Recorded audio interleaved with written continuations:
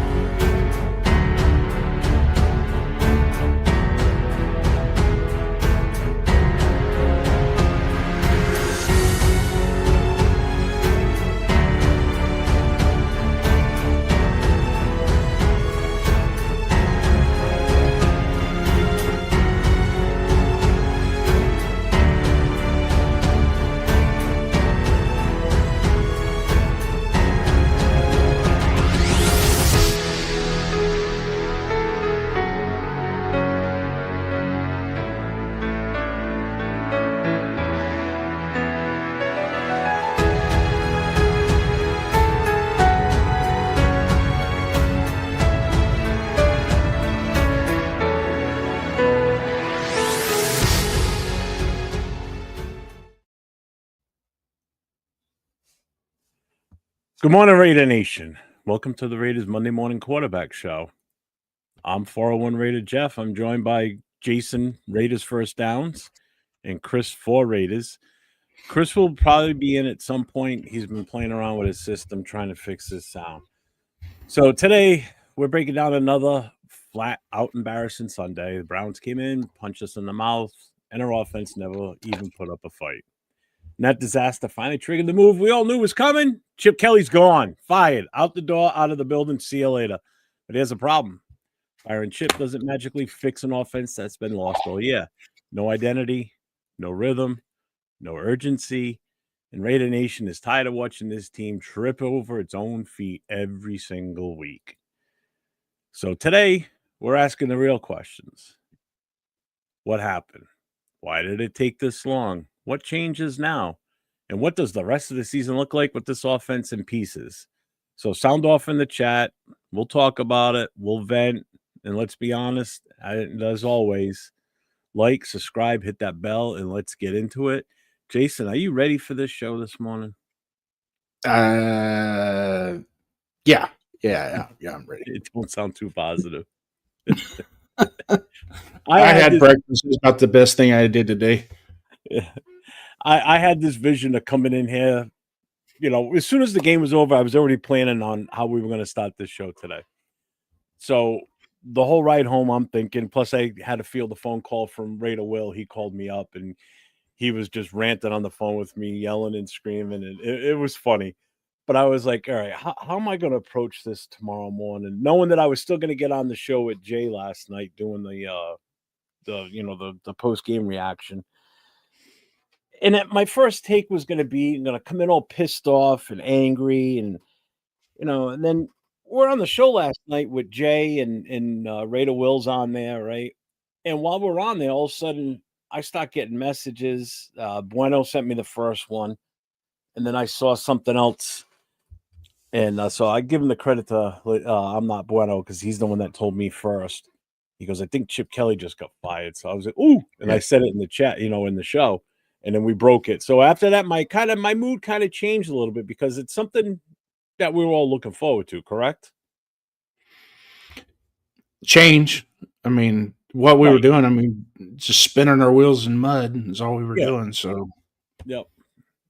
So it's like, all right, so I'm going to go a different route then. I'm going to go still kind of pissed off with the start, but yet more of like a serious tone of what the hell do we do now? Because that's the big question. What does this team do now? What type of identity are we going to be presented with comes next Sunday? Is it going to be the same status quo? Is it going to be different? It remains to be seen. Chris, you got sound yet? Apparently not. That's a no. So Okay. before we really just roll let into, you know, I can't hear anything from you guys on StreamYard. I can hear everything else on YouTube and all that stuff, but on StreamYard, I can't hear you guys talking. I'm thinking I'm being sabotaged, but I got in the middle to take over my spot. I can't hear anything. oh, you The sabotaged other guy, the other side. He sabotaged himself. I can't hear This you. is great. I can say what So- I want, and he can't hear me. See you guys. Bye. All right. Well, unfortunately, Chris won't be on the show today unless he can miraculously get his sound fixed. Sorry, buddy. He's still streaming to his channel, so show him the love. Make sure you guys get over to his channel, hit that like, hit the subscribe, hit the notification for Chris 4 Raiders. So let's hit the chat up, and then Jason, I got a series of questions that you and I are going to discuss pertaining to the game, and then the direction that this team looks like it's going to go in the future. Okay, so let's see what we got here. We've got Robert Pena's in the house. Yeah, I heard Jesse say What's up, that. Pena? I dropped into We Raiders channel and watched their show, and I said salute, and then I heard him say, "My name is Jim." Nick is here. What's up, Nick? Chips Ahoy. What's up, brother? Let's see who else. We the people. Where are we? Not Bueno's here. Damn, Chris, that guy pisses me off. Will's here from Silver and Black Radio Podcast. What's up, my What's guy? going on, Will? Raider Paul's in the house. Yep, gets the first one of the morning here. Raiders. Yes, sir. Let's see what we got. Is that it? That's it. Oh no, We the People's here. What's up, We the People? How you doing, brother? Navy Vet is in the house. What's up, Navy Vet, my guy? What's going on? Welcome back. Pigs. Got some of the OGs rolling in, Jeff. Yeah, man, this is nice. Where's James Smith? What's up, James? One of my buddies I used to work with. He goes, "Hate to tell you this, brother, but he's not the problem. The whole team is incomplete." Oh, trust me, we know this. Yeah. Yeah. Trust me, we're not delusional. We're not like some fans that think, "Oh no, everything's great." No, trust me. I'm not. Bueno. Breaking news: Chris has been relieved of his duties. Jason Downs will now be elevated to co-host. We need a picture of Chip Kelly and Chris holding hands.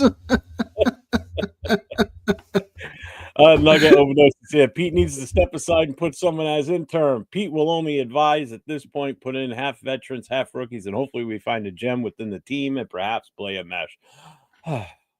That sounds like a novel concept. But you know what? Once Pete's out as head coach, I don't want him anywhere near the team. I don't know. We'll get into that because that is one of the questions. Pigs is here. What's up, man? I had a hard time watching AP coach, but I never actually rooted against him. Whereas I am done with Pete and hopes he continues shitting the bed. Yes, it's absolutely horrible. And you're absolutely. Didn't they just fire somebody else this morning too? Right? Someone else was let go.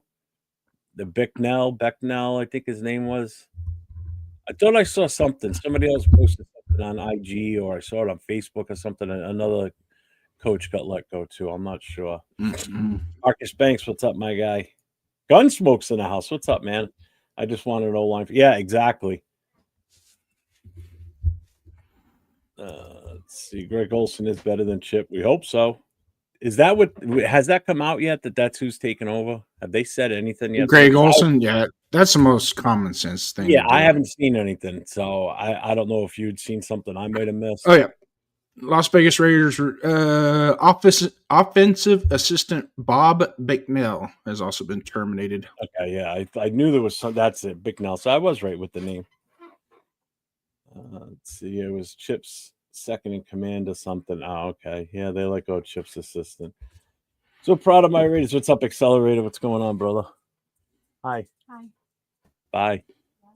Oh, Chris is back. Is he working? Maybe not. Philbin should be the head coach. Frank Webb is here. How do I not see him? All the settings. Frank Webb is in the house. If he's here, I don't see them. Yeah, he was here earlier. No, shout out to Frank Webb. Yep. So, Chris, can you hear us?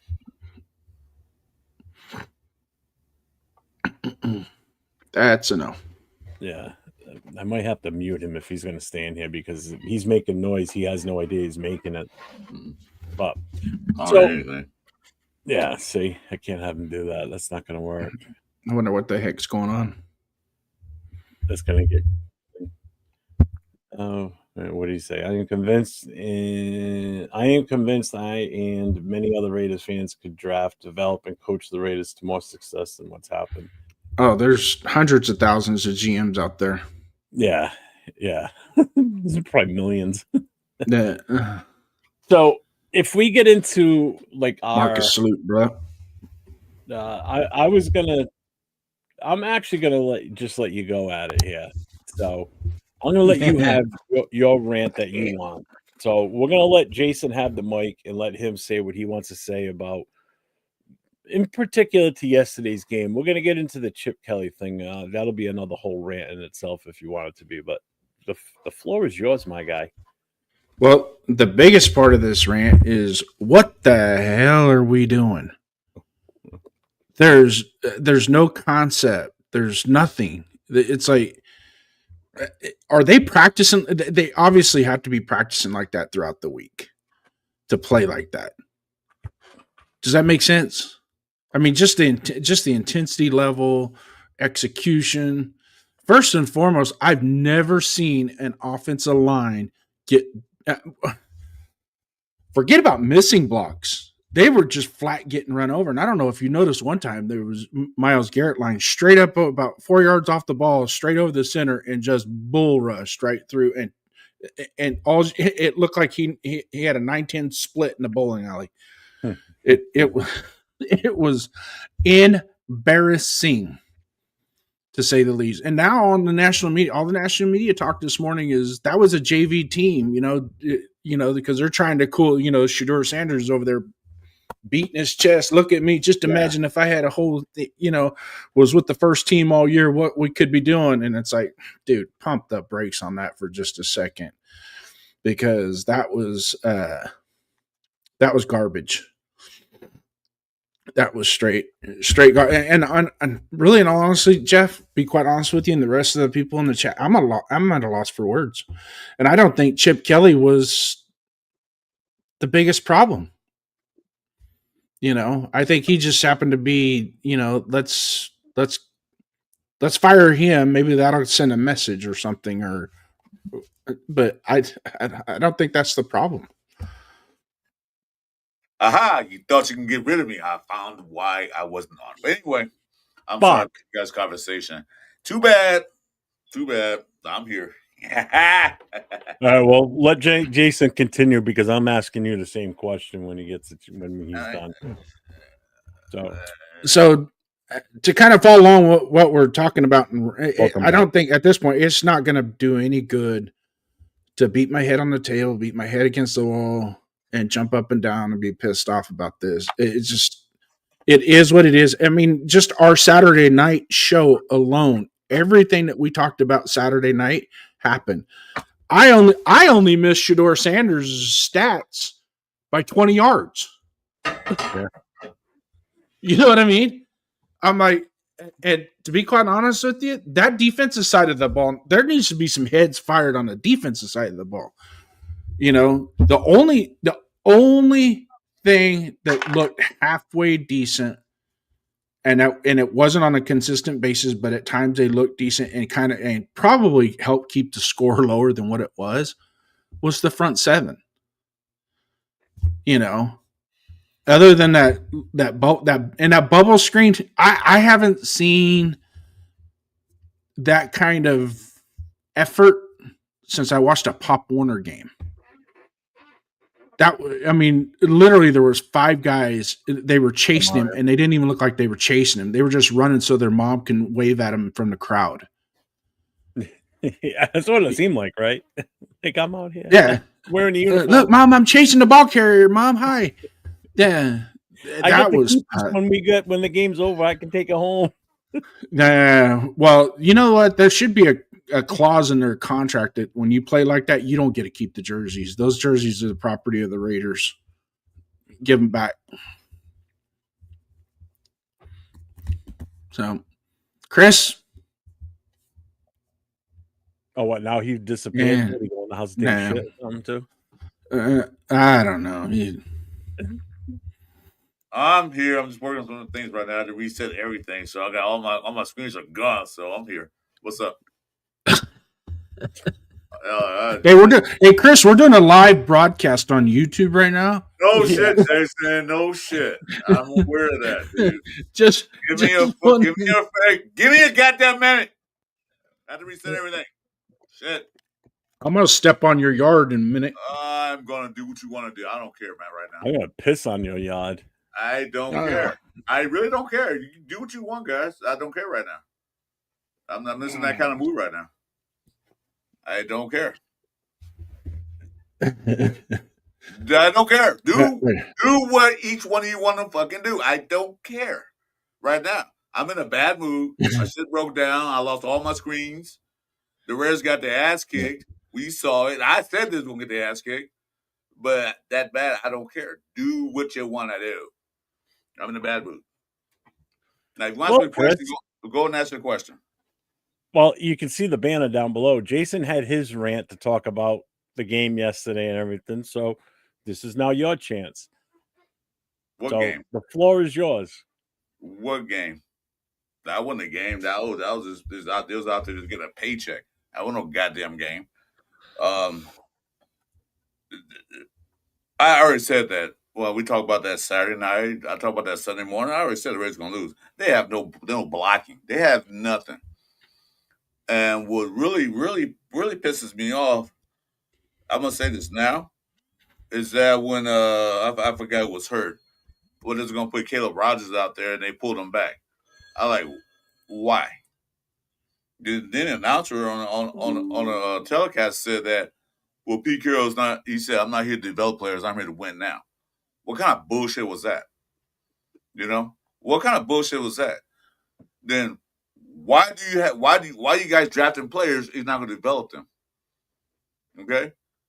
And I saw what you saw the office 10 sacks? They down there broke the freaking their own record. 11 sacks.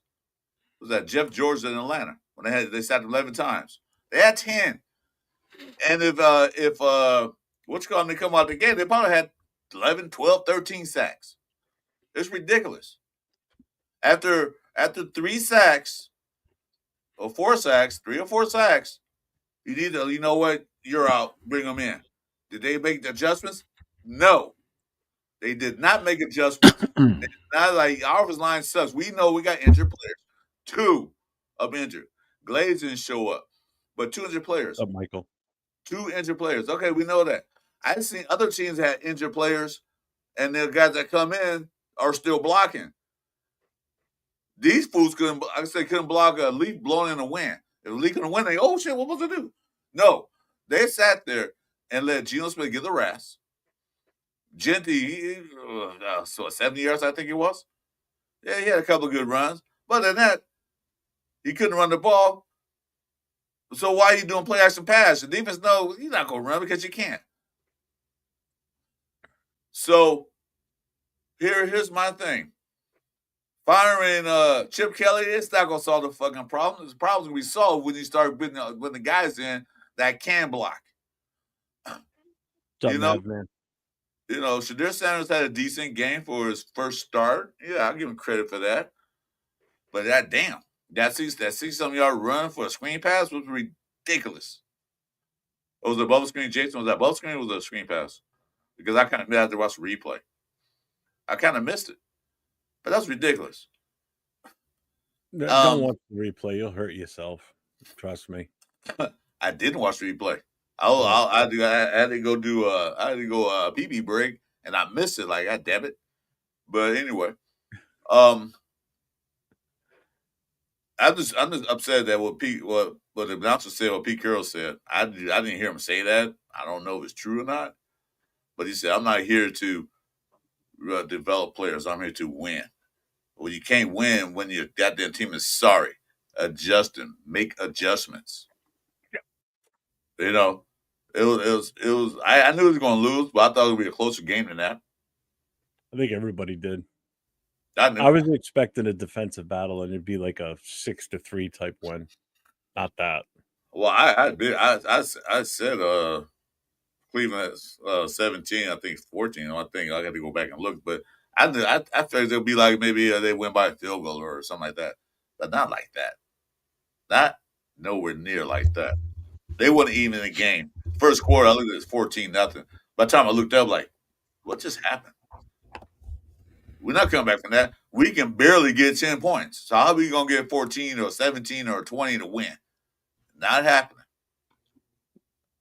I'm done, my rap. I'm sorry, guys. I was a little frustrated because I lost all my shit and I gotta get it all back. So give me a minute. Well, you picked a good time to be in a bad mood and rant. Yeah, played out just fine. Yeah. You were in full character, my friend. That's perfect. Jason, you see my skin color? I'm always in a fucking bad mood. So Mike Garrett says deja vu. Yeah, you know what's deja vu? Not only the team, but these goddamn podcasts where we're always complaining about the Raiders. We haven't had a good fucking show since the Titans game. No, it wasn't even good then, Jeff. It was good. It was good for the Patriots game. That was good because we didn't do a Monday show though. Oh no, but we did show. The night show, but it was good because we did a show. We was happy. You had a good time in New England with all the stuff you did. That was a great show. I think we did the night later on. Even the Titan game wasn't really a celebratory show because shit, they're the worst team. They're worse than us, or we're worse than them. I ain't gonna look. We're definitely worse than them now. Well, they got an excuse. That was the only Monday this season where we were coming back on the show and doing it after a win. We haven't experienced a win since then, or prior to the Titans game. Yeah, the Titans that's what I'm talking about. Even that felt like a loss. In the Titans game, it was so great that I was at the game. It was fun being there. But even after that, it was like a big yeah, woo, we whipped it. No, it was like, yeah, we won. So what? You know, it was that kind of atmosphere. You can go back and look at it. It was that kind of atmosphere me and Jeff had that Monday morning. Oh yeah. So Gina flipping people off is hilarious. He did it like a scared little kid, all low and close to his chest. Yeah, except for this one. This was kind of bang right out in the open though. Nah. They got a perfect picture of him on this one. Pertaining to that, him doing that. Okay. Now I did say this last night with Jay and Will. You know, something needs to be done on the organization level to him. He needs to have some sort of ramifications from this because he's flipping off the people that pay his salary, the people that pay the money to be in that stadium, to purchase the tickets, you know, to travel to Vegas, to watch the games that you get paid to play. You get paid to play a goddamn sport that little kids and college kids and high school kids don't get paid. Well, NIL, but besides that don't get paid to play, and they have a passion for it. How dare you? And see that on his chest too, that C? He's a captain, and that's what you're acting like? That's not a captain I want to be around. Nope. So right there, you already know he doesn't have the respect of his team. The team doesn't like him, or the players don't respect him. There's no way they do. How can you have respect for a guy that does that shit? That comes out flipping fans off on the way off the field.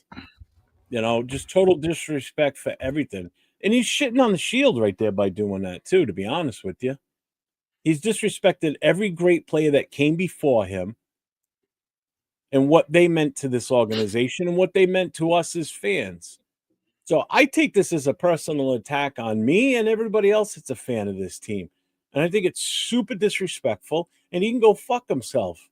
I have no respect for this guy after this here, because that's a joke. You want to do that to an opposing team's fans? Go for it. I don't care. That's what I want to see. I want to see you walk out of KC Stadium and do that to their fans. Or as you're walking by their fans to leave the field at Allegiant and they're taunting and pissing you off, yeah, go ahead, flip them off. The league's going to fine you like they should here. I mean, you can't avoid it. I mean, Jesus Christ, they got pictures all over the place and video of him doing it, so we can't deny it. He did that twice. He did in Seattle and he did the snap. There's only one other player, a quarterback, that ever flipped people off after a game, and that was Jeff George when the Raiders played Atlanta. When Atlanta cut Jeff George, Atlanta Falcons, and they beat him, he did that. Fine, do that there. Do that to the fans and ownership and all that stuff because they did you dirty.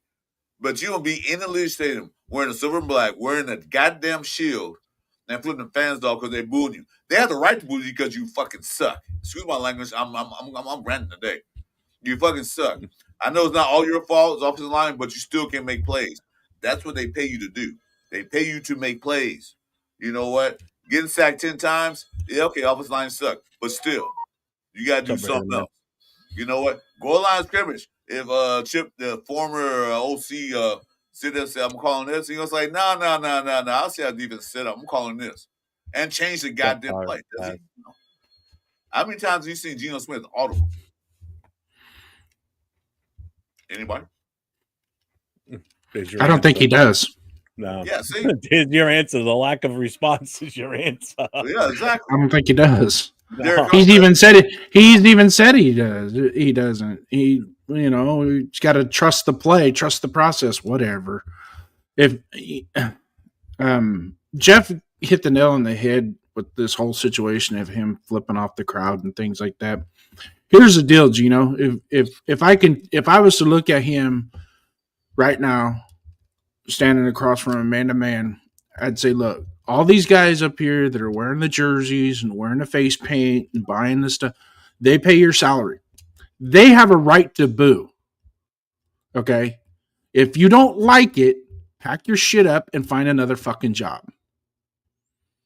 Simple as that. Sorry I cussed, but when we're in the purgatory hell that we are as fans right now, it's almost like it's like a reflex now. It just irritates the shit out of me. Well, yeah, I realize that you professionals. Oh, go ahead, Jonathan. Go ahead. I thought you there. Boy. But having said that, I also don't appreciate him doing it to other fans as well. Same as throwing snowballs back. I mean, that they were getting pelted with snowballs. They threw the snowballs back. I'm sure you guys remember with Lincoln Kennedy and Charles Woodson when they threw the snowballs back. And, the thing with Davante Adams hitting that cameraman like he did and trying to make it like, oh, it was an accident. No, it wasn't. You could tell that was on purpose. Just little things like that. When you're going to be frustrated coming off the field. But you know what? You get paid millions of dollars to play a professional sport, act like a professional. And you suck at it too, on top of that. You're not good. Sorry. Well, either he's got to be good enough to get a $35 million contract because there's a lot of guys out there that don't. Yep. That can still spin that ball just as good as he can. So he's got to appreciate the situation that he's in, the environment that he's in. And if you don't like the booing, then get off the field, go do your press conference, be respectful, and move on. And you know what? Come back next week and do better. Like Jeff said, I'm gonna pay motherfucking customers. These things are not cheap. I paid to see good product on the field. I paid to see the Raiders. I paid to see the Shield. I expect you to play good. Quarterbacks have bad games. We all seen through the history of football. Some days good, some days are bad. But all your days been bad. And I'm a paying customer. I buy the Raider gear. We buy tickets. We did this and that. We watch on TV. We spend our Sunday afternoons watching on TV. We can do something else. I have a right to boo you if like you said, Jason. We're paying your damn salary. If it weren't for us, you wouldn't be here. And we don't like your performance, we're gonna boo you off the stage. And if you don't like it, then either get better or get out. Do something. Because you're not getting no respect from the Raider Nation right now. Because now, they already fired Chip Kelly. Guess who's next on the chopping block? What's up, James Furpo? I don't know who else is a scapegoat, but you don't like it, stop being a fucking kid. You're 30-something years old. Be a grown man. Mm-hmm. If I get booed like that, I'm like, fuck, was it that bad? Let me go see what I did. Okay, let me get better at that the next game. Yep. Because you totally suck. I mean, it's not 100% your fault. It's 95% your fault because offensive line is bad. But you got to make plays. Even Burrows, when he had a bad offensive line, what did he do? He made plays. He had a balanced line, and they still went to the playoffs. But that means they did go Super Bowl. And this is another example of us getting screwed with the schedule this year too. So we're coming off another embarrassing loss, and now we have to go to the Chargers. Who, I mean, what do you need to prepare for us? I mean, really, I mean, it's not that difficult to prepare for our offense. There's and our defense on top of that. I mean, it's not going to take much. It's really not. I mean, we have yet to win in SoFi, so that's already one strike against us there. Poor Afakasi. We already lost to the Chargers on Monday night, so they've already got one up on us anyway. Well, everybody. Could we still win? Highly unlikely, but and I know Nabman said that they should bench Gino for the first. I could tell you right now, unless that comes down from up above and Pete is forced to do that, he ain't benching Gino. Nope. There's no way he benches him. The guy's thrown 3 interceptions in one game. Can't really blame him entirely for those 10 sacks yesterday. That's the offensive line's fault.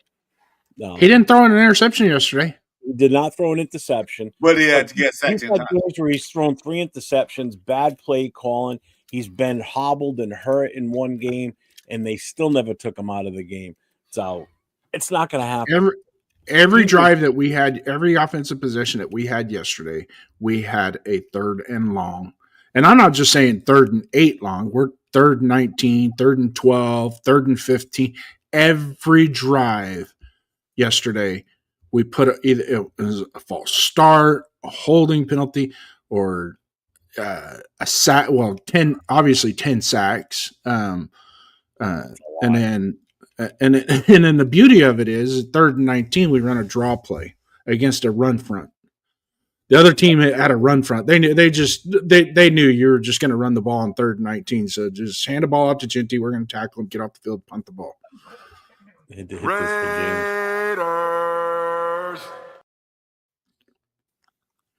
Let's see.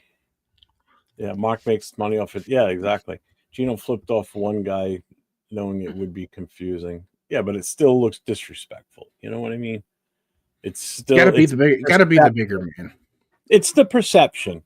Yeah, he could sit there. I was only flipping off 2 guys wearing Browns jerseys. Yeah, but you know what? Not for nothing. You've done shit like this in the past where you're such a negative asshole.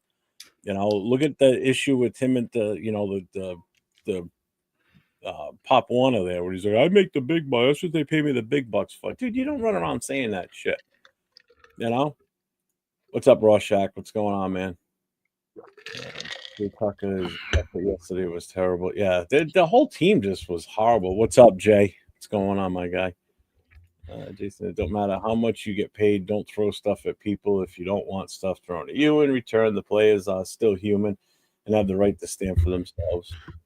There's a part of that I agree with from the human element.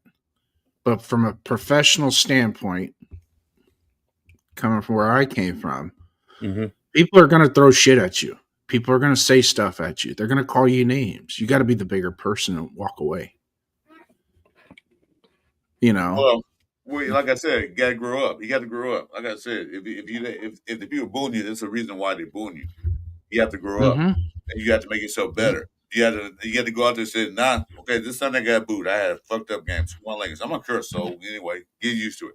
I had a fucked up game this past weekend. But I'm gonna go out there next time, and they're not gonna move. They're gonna cheer the hell out of me because watch my game. Does he does that? No. Like I said, most of it's not his fault. A lot of due to the offensive line. But then that's not the offensive line fault. That's the coaching fault. You're saying the offensive line had no responsibility over those sacks yesterday? Yeah. Oh yeah, definitely. Yeah. That was not 90% of that was not coaching. I'm gonna let you finish. Then let me finish. As I was saying, though, it was a fault. That's the coaching fault. They saw the offensive line could not block these guys. Okay, you had Caleb Brown ready to come out. We'll put him out to see what he does. He might do better. He might do worse. He's a rookie. Okay, let him learn. But they didn't do that. He's ready to go out, but they pull him back. What's up, Adam? That's the coaching fault. They saw that they knew what they can do. They saw what happened in Dallas. They knew that the defense line of Cleveland is way better than Dallas. Okay? and they still didn't make any adjustments to compensate for what they're going to have. That's why Junior Gonzaga got 10 times. Because they put this guy over here, this guy over here. Yeah, mix and match all you want to. You should have did that shit in preseason. Instead of having competition for JPJ, you should have competition for everybody on the goddamn line, maybe besides Colton Miller. But no, just JPJ is the only one that got singled out. I don't know if it was a Chip Kelly thing or I don't know if it was a Pete Carroll thing or Brandon Carroll. But the one thing they need to do is adjust offensive line because they only got to play the Chargers, but they got Texans, and they're the number one defense in the league right now. That'll probably be like a 20-sack game with Will Anderson and stuff.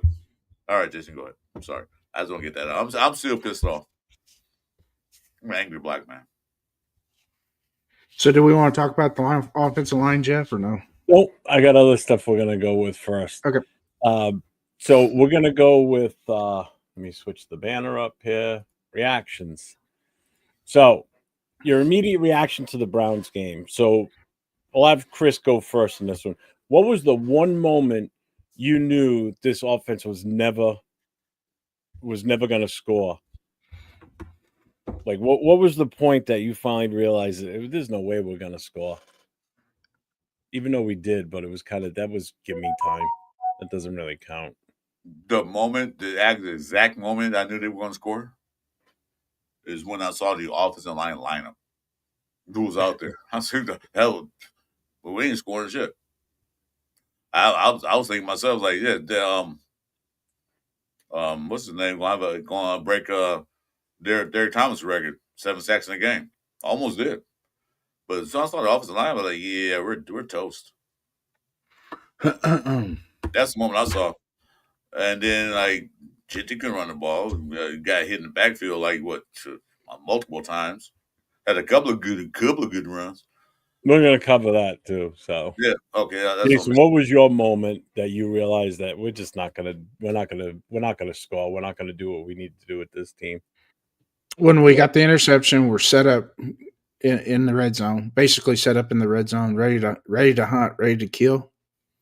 There was that was 3 downs of atrocity that was just like, you got to be kidding. You didn't even, and it was the same last week when we played Dallas, with the strip sack, and it just like, that's when everybody likes to jump on that 63-point game against San Diego.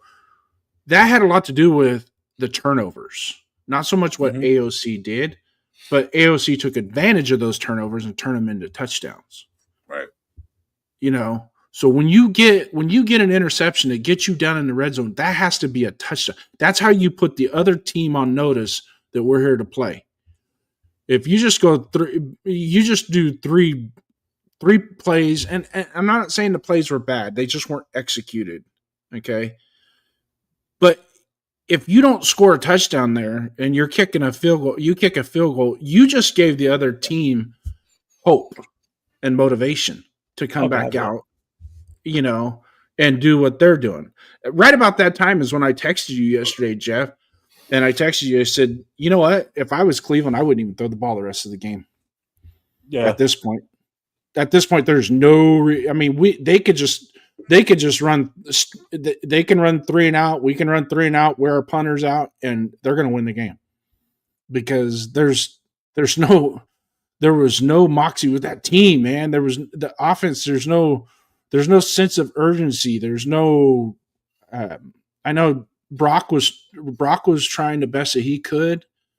Even when Gino didn't get sacked, it just wasn't clean. And then when he did have a clean pocket and he had time, he was overthrowing. But also too, on one of those throws that he threw to Trey Tucker let up, and the ball was still in the air. Had he stayed full speed in 4th gear, he had probably caught that ball and walked into the end zone.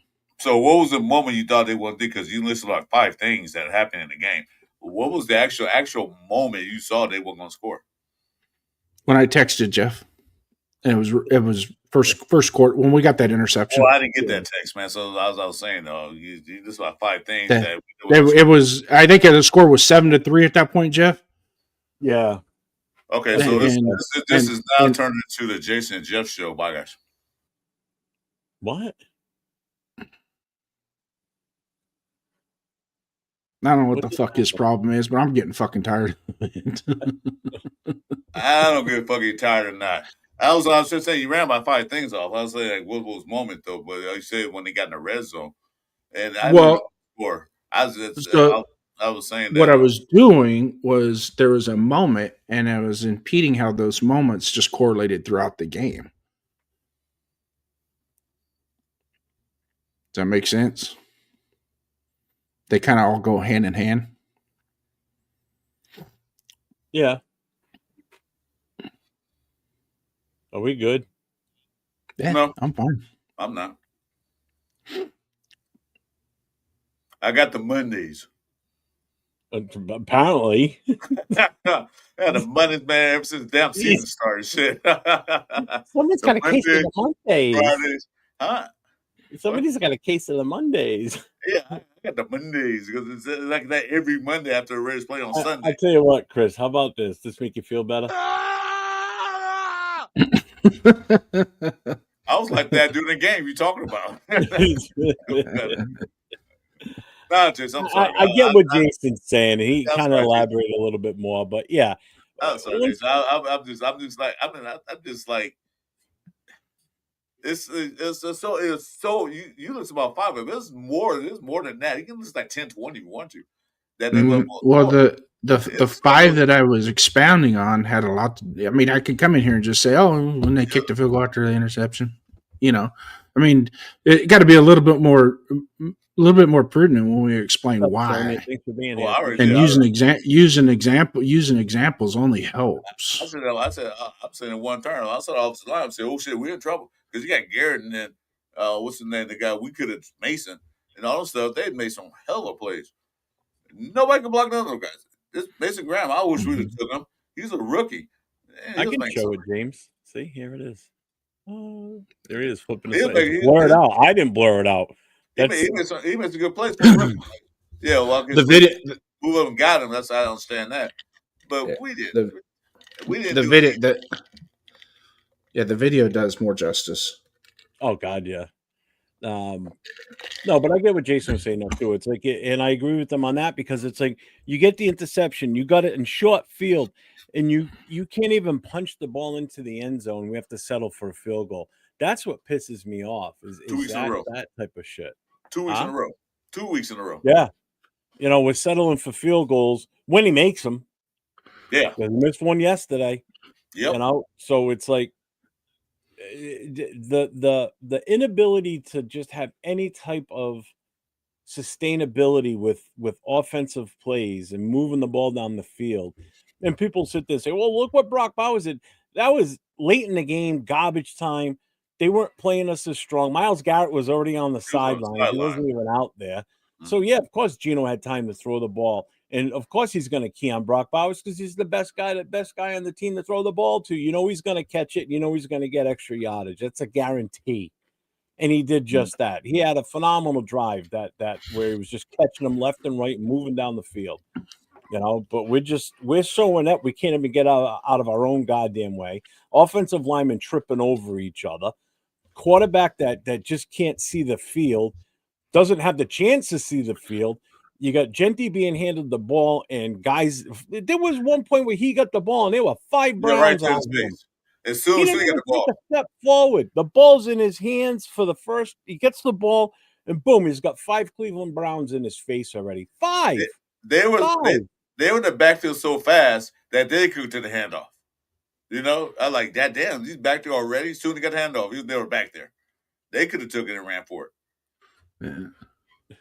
Yeah, nobody's mad at Bowers. Sonya's a huge Brock Bowers fan. Obviously, you can tell by the logo. Nobody's just mad at my boy, Chris. I'm not mad at Bowers at all. Bowers has nothing to do with that. And he's another guy that's a victim in all this. Him and Genty are the 2 biggest victims on this offense right now. You got one a potential superstar, one that's already proved that he's a superstar. Right. And we just cannot use them adequately to do what we expect them to do to help us win games when we can't adequately get the ball in their hands. And it's not their fault. There really isn't. Yeah, but Genti takes some blame for some of his mistakes, but you cannot blame him. And people better not keep calling him a bust, because I've seen that way too much already. He gets the ball in his hands and he can't run because either we pick a dumbass play like, hey, let's run it up the A gap. Let's keep running up the A gap, knowing that our guys can't make the hole for him, especially against these guys that they just played yesterday. Because not only do you have Myles Garrett out there, you've got Mason Graham out there, then you get Schlesinger in there. You're not getting through those guys, and they proved it. Our offensive line is soft. It's soft like baby shit. Yeah, you know, move out of the way. Like you just said, yeah, you're gonna draw a play on 3rd and 19. You ain't fooling shit. Up, Vincent? You know, you can run on first down and get -2. And you're gonna try to run the ball on 3rd and 19. Yeah, okay, that works. That works every time on Madden 26, but not in the real life. Yeah, Carlson is definitely gone after this season. We'll have a whole new. Yeah, I'm telling you, if everything goes the way it should, we'd have a whole brand new team next year. They're gonna be a shit ton of new players. Yeah, because they got a practice player, a kicker on a practice squad right now. Yeah, I don't know what the hell happened with Carlson. I don't know why he's going so far south. Started last year. Because he probably get that extension like what's going to do? The punter did, Cole. But Cole deserves it because he's only one thing that we can depend on. Yeah, one bad punt, but other than that, he's pretty much consistent. His miss yesterday had a lot to do with the operation itself. It wasn't just him. Yeah, the whole thing was just a shit. That was a high snap. Cole had to rise up to catch it and hurry up and get it down. So it wasn't a good operation altogether to just pin that miss on just Carr. I know it goes down as a miss for him, but sometimes it was the whole operation. Sometimes you'll see high stats on other kickers, so and they recover from that and then do it. But you can't blame a player 100% of their fault when it's not their fault. When you got to do the snap, the placement of the ball, understandable. But he had some good snaps and he still missed it before, not this game, but before. So I don't know what's right, and I understand that, but I'm talking specifically yesterday. Uh-huh. And some of those too, if the operation isn't as smooth at a longer distance, it's harder. Shorter distance, 20, 25, 35-yard field goals, you can overcome that because it's just a matter of a half a. 25 yards basically a PAT now these days. So, yeah. If you miss something, let me ask you this then. I already probably know the answer, but I want the chat to chime in too as much as possible on these questions. So why was the offense so bad? So, I mean, let's be real. Was it the execution failing? Do you think it was the coaches, or was it just the players quitting and giving up? Because it did feel like a lot like players were giving up. It felt like, to me, the offensive line knew they were outmatched, and it's almost like they weren't even trying, or they just didn't have the ability to try. So what do you consider like the real cause was yesterday's downfall on the offense? We'll start with Chris on that one. No, you can start with Jason. All right, we'll start with Jason. Right. It's not the scheme. It's the inability of those offensive linemen to establish a block, sustain a block, and continue through. They can't do it. They're coming out the field with cleat marks on their chest plate, for God's sakes. That's ridiculous. That's for an NFL lineman, and it's not just one time.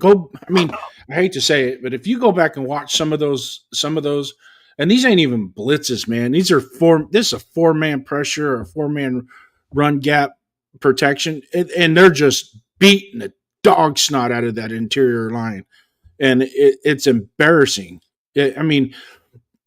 Putnam looks like he's holding on for dear life. As soon as the ball snapped, I feel bad for him. He looks like a woman in a parking lot trying to hang on to her purse from a purse snatcher. That's exactly what he looks like. He's just hanging on, and it's pathetic. And I don't think that's not coaching. That's ability. That's what are you doing in the weight room? What are you doing to prepare yourself as an NFL athlete? Because you've got to be superior. Now, am I saying Never mind. I'm done. I'm trying to be respectful to your platform here. You're good. You're good, Chris. Go ahead. Yeah, that's why I said Jason go first. I can take a quick nap. Oh, Jesus. No, I heard everything you said. You're absolutely right. Talking to an ex-offensive lineman, Jeff. Like I said, I think we discussed Saturday. You want to make the pancakes, not be the pancake. I don't know how many times Putman was on his butt. You can't block when you're sitting on your ass. He couldn't block anybody. And they were lost out there. And as far as them getting it up, I don't know. Did they have the skill set? Well, they should have the skill set because being in the NFL, you have to be one of the elite players out of college. You know, it goes in order. High school, you gotta be good to get that scholarship to get in college, and then college, you gotta be good to get drafted in the NFL. So it goes from 50,000 to 20,000 to 10,000 to whatever 1,000. So you got to be the best of the best in order to get NFL. And these guys surely are not the best of the best, from what I see. No. And there are some guys out there they should have got or could have got. Did Spytek do his diligence and get offensive line? No, because they probably went. Well, he came in late. I'm not gonna blame Spytek for a whole thing, but I'm gonna put blame on everybody. They saw what they did last year. They saw we had problems in blocking. They should have addressed that in the offseason. They should address that. And they did draft you guys, but they're not there. They're not ready. Well, I'm gonna look at what's going on the field. The guys that get out there are not fucking ready neither. So why not put the new guys out there? Because I'm still pissed off. That's one thing that really pissed off yesterday about that game. Is that Caleb Roberts coming out and pull him back. Why? Let him go out there and see what he can do. He might have had some good blocks. He might have missed some blocks. He's a rookie. Let him learn. I done seen other teams put rookie offensive linemen out there, and they kind of subpar. They do all right, but then the following couple of years they got better, and now they're freaking all pros. We don't do that. Well, Miller wasn't good in the first couple of years. He got better as it go along. Then the third, fourth year, he is like, sure, then they're all pro. But we're not giving the guys a chance to prove themselves. Because any time a rookie, Mason Graham, out there pancaking your ass, something wrong. And you've been league what? How long? 3 years? 2 years? Who? Putnam, the guy Putnam. He's in the league. This is his second year. The second year? Second or third, I think, on him. So he's not a rookie. So come on, man. Come on, man. No, he hasn't played very much, though. No, we were overmatched on every aspect of that front line. The one that really, I think, took a beating yesterday was Forsyth. He wasn't getting much help out there with Garrett on him. You know, I mean, I don't think there's many left tackles in this league now or even in the past that could handle Garrett by himself. Only because this is the first time you've seen him on camera playing against us. Like, I mean, how often do you watch Browns games? And I'll tell you what, man, that mother is huge, man. He is a fucking monster. He has what Max Crosby doesn't have, and that's that physical strength. I mean, you just look at him and go, "Oh shit, he's massive." The guy's got muscles on top of muscles. I mean, the guy is jacked to the max. Max isn't. Max doesn't have a muscle build. Max works with his speed, his finesse, athleticism, yeah.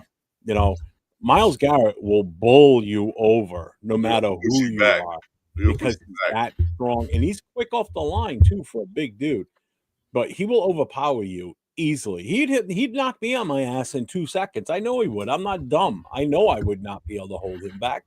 There's not many people out there that could. That's why a lot of times lead in sacks, because you know exactly he can not only push you, but he can go around you too. He's not only big and strong, but he's fast too. Yep. So what chance you got? Forsyth, I knew it was gonna be a big problem for him. I said, yeah, well, even Cole Miller probably can handle a little bit better, but he's still the 8. You know, regardless. So what's up, Roscoe? I just want to mention this here. He goes, that's why Vrabel, no Johnson didn't come here. Vrabel had no shot at coming here. He wasn't coming because the there. season wasn't even over for the Raiders. The Raiders still had. We knew where he was going. Yeah. And Jared Mayo got fired 5 minutes after our game started. Patriots had the 1:00 game. We had the 4:30 game. Their game ended. The people were still in the parking lot, and Jared Mayo was walking out of the facility with his box of stuff from his office. As soon as I was told that he was fired, the first thing I said to the crew I was with watching the game, I said, "Well, there goes Vrabel coming to the Raiders." We had no shot of it because you knew exactly where he was going to go. He played there. He likes it there. The fans adore him. They love him. Robert Kraft loves the guy. There was no way he was going to go anywhere else. So we had no shot of getting Vrabel. Even if Jared Mayo was still with the team, I don't think Vrabel would have come here regardless anyway. I would have liked it. But once Mayo got fired, that writing was on the wall on that one. That was over. And Johnson, he wasn't going to come here. What did we have for him to build on? Pete thought that he could come in here and change the culture, and the culture is still the same, if not worse. There is no culture. There's no identity with this team. I keep saying I feel like you're wrong, Jeff. Broken record. You're wrong, Jeff. We have a culture. It's called a losing culture. So you're wrong about that. True. You know what, Chris? I'll give you that one. But see, you know what? Ben Johnson come here. Well, what happened when Ben Johnson was Chicago? They were terrible last year in keeping Caleb off his butt. What did Ben Johnson go to do? He probably went and told him, like, I'll coach for you guys, but it's one thing you got to do. You got to build this goddamn offensive lineup so I can make plays and call plays for my quarterback. Yeah. And that's why he went there. I don't think Raiders even gave him the opportunity to say, no, well, we're going to draft what we want to draft. Well, I'm not coming there. Yeah. If they even had a chance at him. Yeah, play calling was terrible. Gino was mostly the issue too. Started with the play calling and trickled down from there. Yep. Downs needs Blues start time. No, he doesn't. We can't be pass blocking 85% of the plays. We should be 60 to 40 run blocking. And you know what? And I agree with that too. You know, if we keep doing these pass blocking schemes, or you keep going for the passes, you're basically just putting your offensive linemen back on their heels right off the bat. Yeah. So it was 44 pass attempts. So 44 snaps, these guys are dropping back. You know, they're going into pass protection. So you're already behind the 8 ball at that point, because those defensive guys are coming at you full speed, and you're if you don't get your feet set fast, you're going to get run right over, and that's exactly what we saw during this game. That defensive front just bull rushed them, and what did that turn into? Turned into 10 sacks. So I've said this from the freaking first preseason game. If this O-line doesn't get fixed, this is going to be a long fucking season, and here we are. Chip Kelly gets fired, I think, a few weeks too late. Not that it would have saved us. We still probably wouldn't have made the playoffs with this team because we just don't have the talent. The talent's not there. Do you guys agree or disagree with that? 100% agreed. There's no talent there. It's just like one of the commentators yesterday during the game said that this starting offensive line that we put out on the field yesterday, they wouldn't even be on another team. Yeah. No, I heard that. You're right. I heard that. He said he called it right. He called the whole thing. He said this offensive line, and it's the worst in the league, wouldn't be on any other team. They wouldn't even be backups. They'd be on practice squad guys because that's the one thing they did. They tried to address the defense, try to address the receiving room, the running back room, and the quarterback room. Okay, which one of those work right now? None of them. The main thing that you didn't fix, and John Madden said that when he was a coach, you got to have the trenches. And he always say that, trenches. You got to have the trenches. We don't have a trench. We have game is one. We don't have a trench. I don't know what we have. Yep. So Navman, and I agree. I agree with that too. That makes sense as to why they're both, the highest ranked as far as that. But they're both doubled and triple teamed for two different reasons. Max, because of his speed, and he can outmaneuver pretty much any offensive lineman. But with Myles Garrett, it's more of a strength thing. he can bull rush just about any offensive lineman out there. And if you don't have a second or third guy on him, forget it. So yeah, they are doubled and tripled the most in the league, but for two very different reasons. Because Max can't do what Myles Garrett does, and Myles can't do what Max does too. Max has that finesse. Myles Garrett doesn't. And the other thing too is what Rosetown just said too about having Genty out there chipping Garrett. That's what the hell is he gonna do?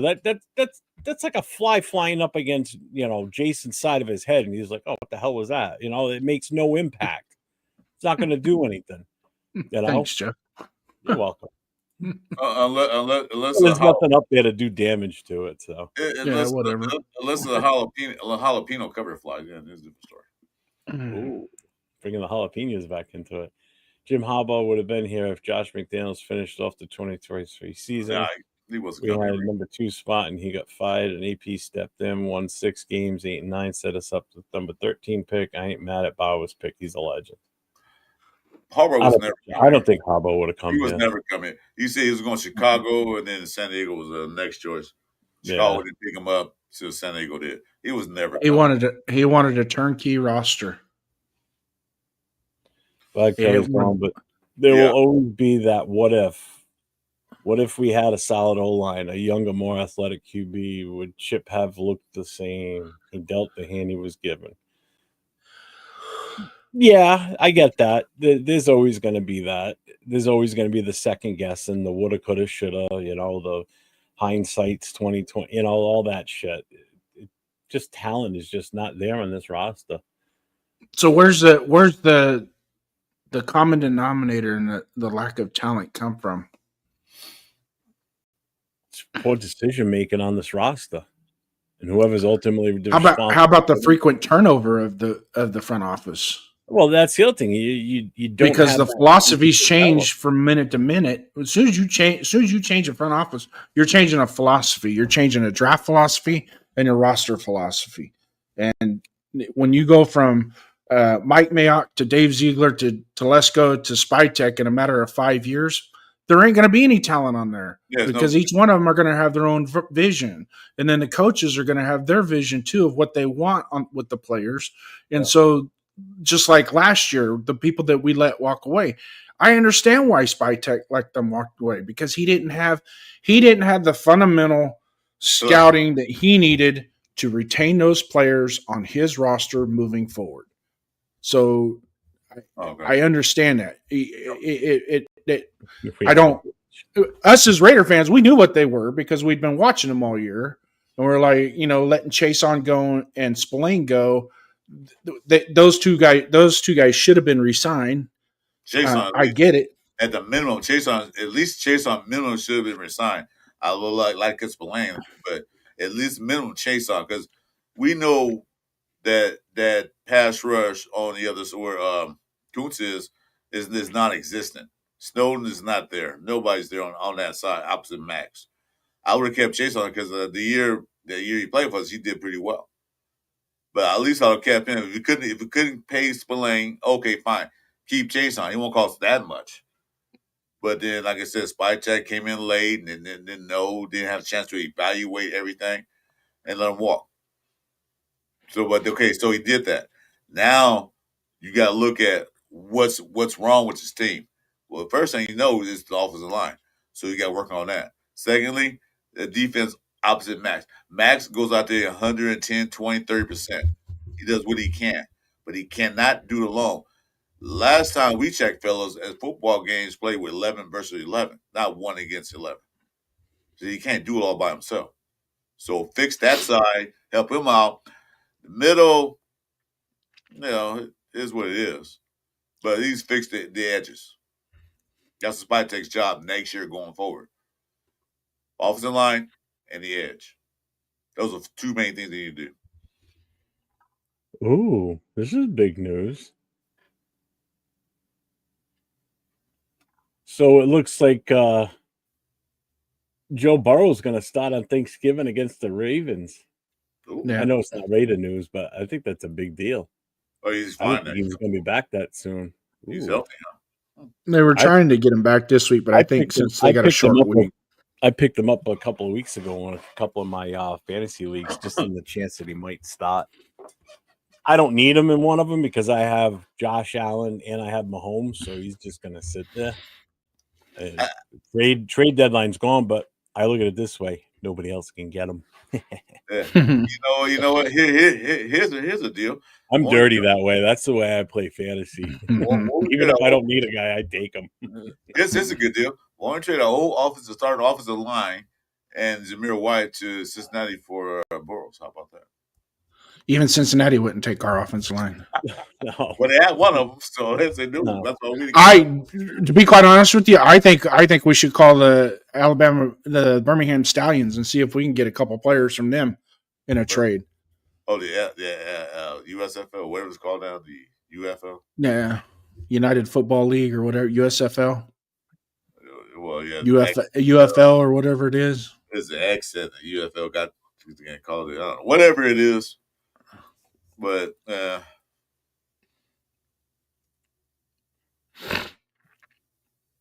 that's what talking about the fantasy league. Yeah, Josh Allen ain't looking too hot lately. He only got me 8 points this past week, but I still won by like 50. Go figure. What's up, Donuts? Duncan. For that, it's afternoon for me, not for them. It's the West Coast. No. So this leads to our next question now. So the fallout from yesterday, the bad game, the consistently bad offensive play calling. So now Chip Kelly's firing and the fallout from it. So Chip Kelly's out. Honest question.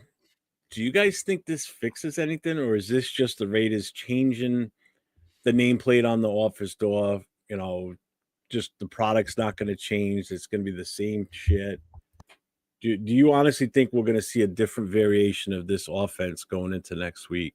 Ooh. Go ahead. It doesn't change shit because it was the same old offensive line. Made the play calling be a little better because I understand that Greg Olsen probably going to take over the play calling. I don't know if that's true or not, but probably so.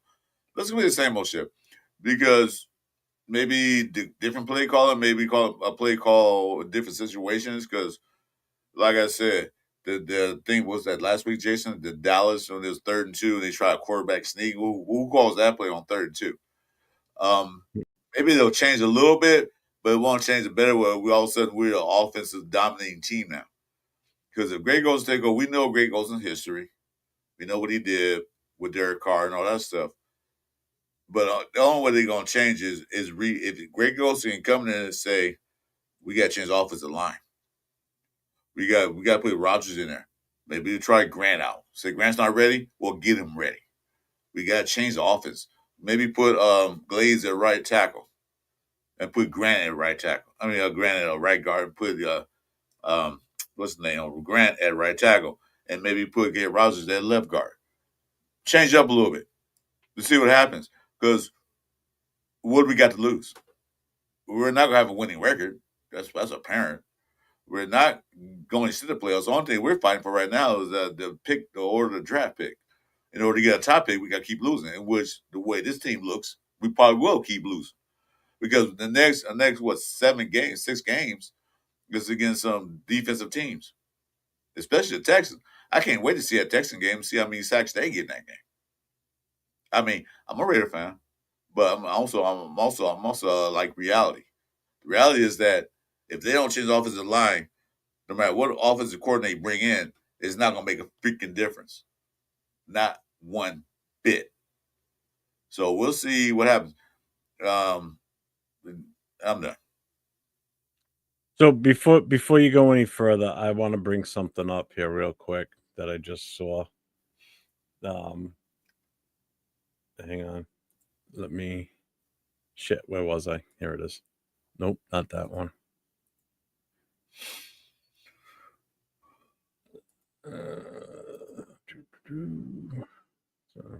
Well, out. Now, Greg Olsen, you're in.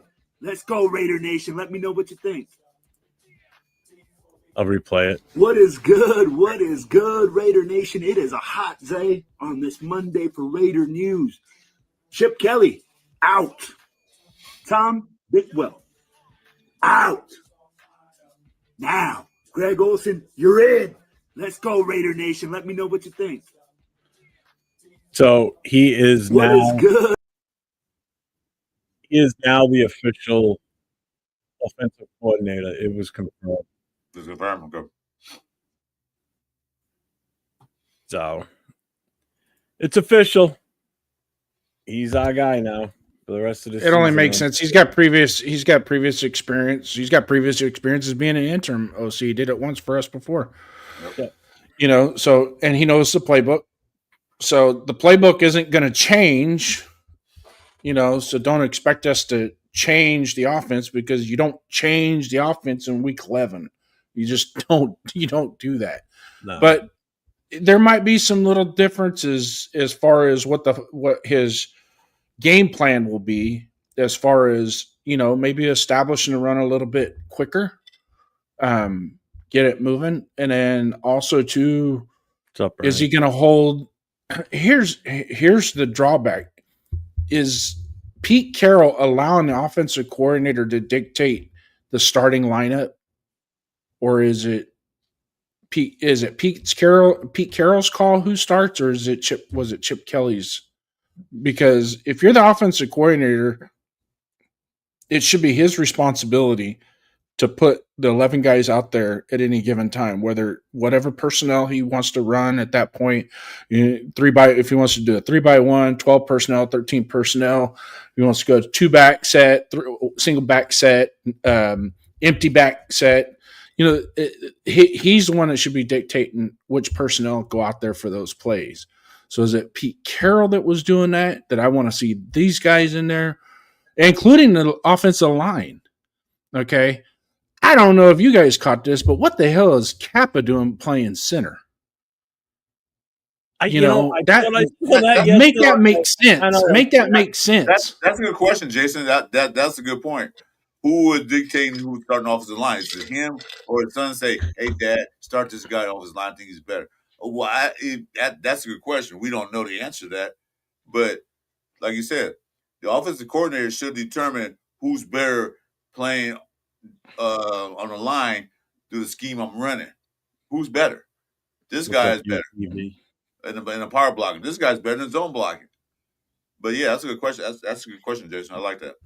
Ain't nobody on that offensive line going to be power blocking. Well, I said, for example, you know, who is better at doing what? Oh, I know, but I'm just making sure that our chat understands where we're coming from. That there's nobody on that offensive line that can power block. Zone block is about the best we can do, and it's just a matter of getting a hook, or because you're not going to get any power leverage with these guys. They don't. I mean, the Dallas game, I saw Meredith get knocked down with one hand. The defensive tackle's engaged with Parham and reaches out with his left hand and knocks Meredith on his butt with one hand. You saw that Putnam. Come on. Putnam was sitting out. No, Putnam yesterday was on skates, man. What's up, Moval? He was on skates. So, yeah. What do they call it? Those roller derby skates, the old metal wheel skates? That's what he was on. You guys know about those. Big Luck says, I'm interested to know that feeling in the locker room now. A bunch of people didn't like I'm sure it's like a dark cloud removed. You know, I'm sure there's an air of freshness in that locker room right now. You know, especially obviously on the offensive side, because you know he was butting heads with certain people. He had to have been. You knew Genty wasn't happy. Did anybody pay attention to Genty's reaction even after he scored the touchdown and went and sat on the bench? He looked pissed, like he wanted nothing to do with being there. He was miserable. It's like, motherfucker, you just got a touchdown. At least be somewhat excited. You're leading rookies in touchdowns at 8 right now. But that's just how miserable everybody is on this team. That even when you do something, he didn't even celebrate. He scored the touchdown, dropped the ball, and went right back to the sidelines. Yep. You know, which is fine. I agree with that. Especially when you're losing. You're losing and your team's playing that bad. You score a touchdown, you drop the ball, or you hand it to a ref, shut your mouth and get back to the huddle or get back to the sideline. Yep. What are you celebrating for? You're still fucking losing. I hate it when guys do that. Even when we get a first down and the player will go, oh, first down. Just Tell Huddle and shut up. You're losing, dumbass. Even Gina went to go congratulate me. He just like kept walking. Like, hey, touchdown. He just kept walking. Like, whatever, man. He just looked so pissed off yesterday. And I feel bad for the kid because Can you blame him? He's probably sitting there going, why the hell did I get drafted by this team? I could have been so many other different places and had a much better season. You put him on any other I'm telling you, you put him on any other team in this league, he's rookie of the year, hands down. Yep. We are that bad. Our offensive line is that bad. I agree. If I could give one message to Genty, and I'm not saying it, I'm not saying it's a direction, but just one message to him. Just remember today's misery. Remember today's misery, because tomorrow's glory is going to be that much better, and appreciate it when it comes. It will come. It's just going to take time. Will come. It will come. The team is, I mean, every NFL franchise goes through patterns like that.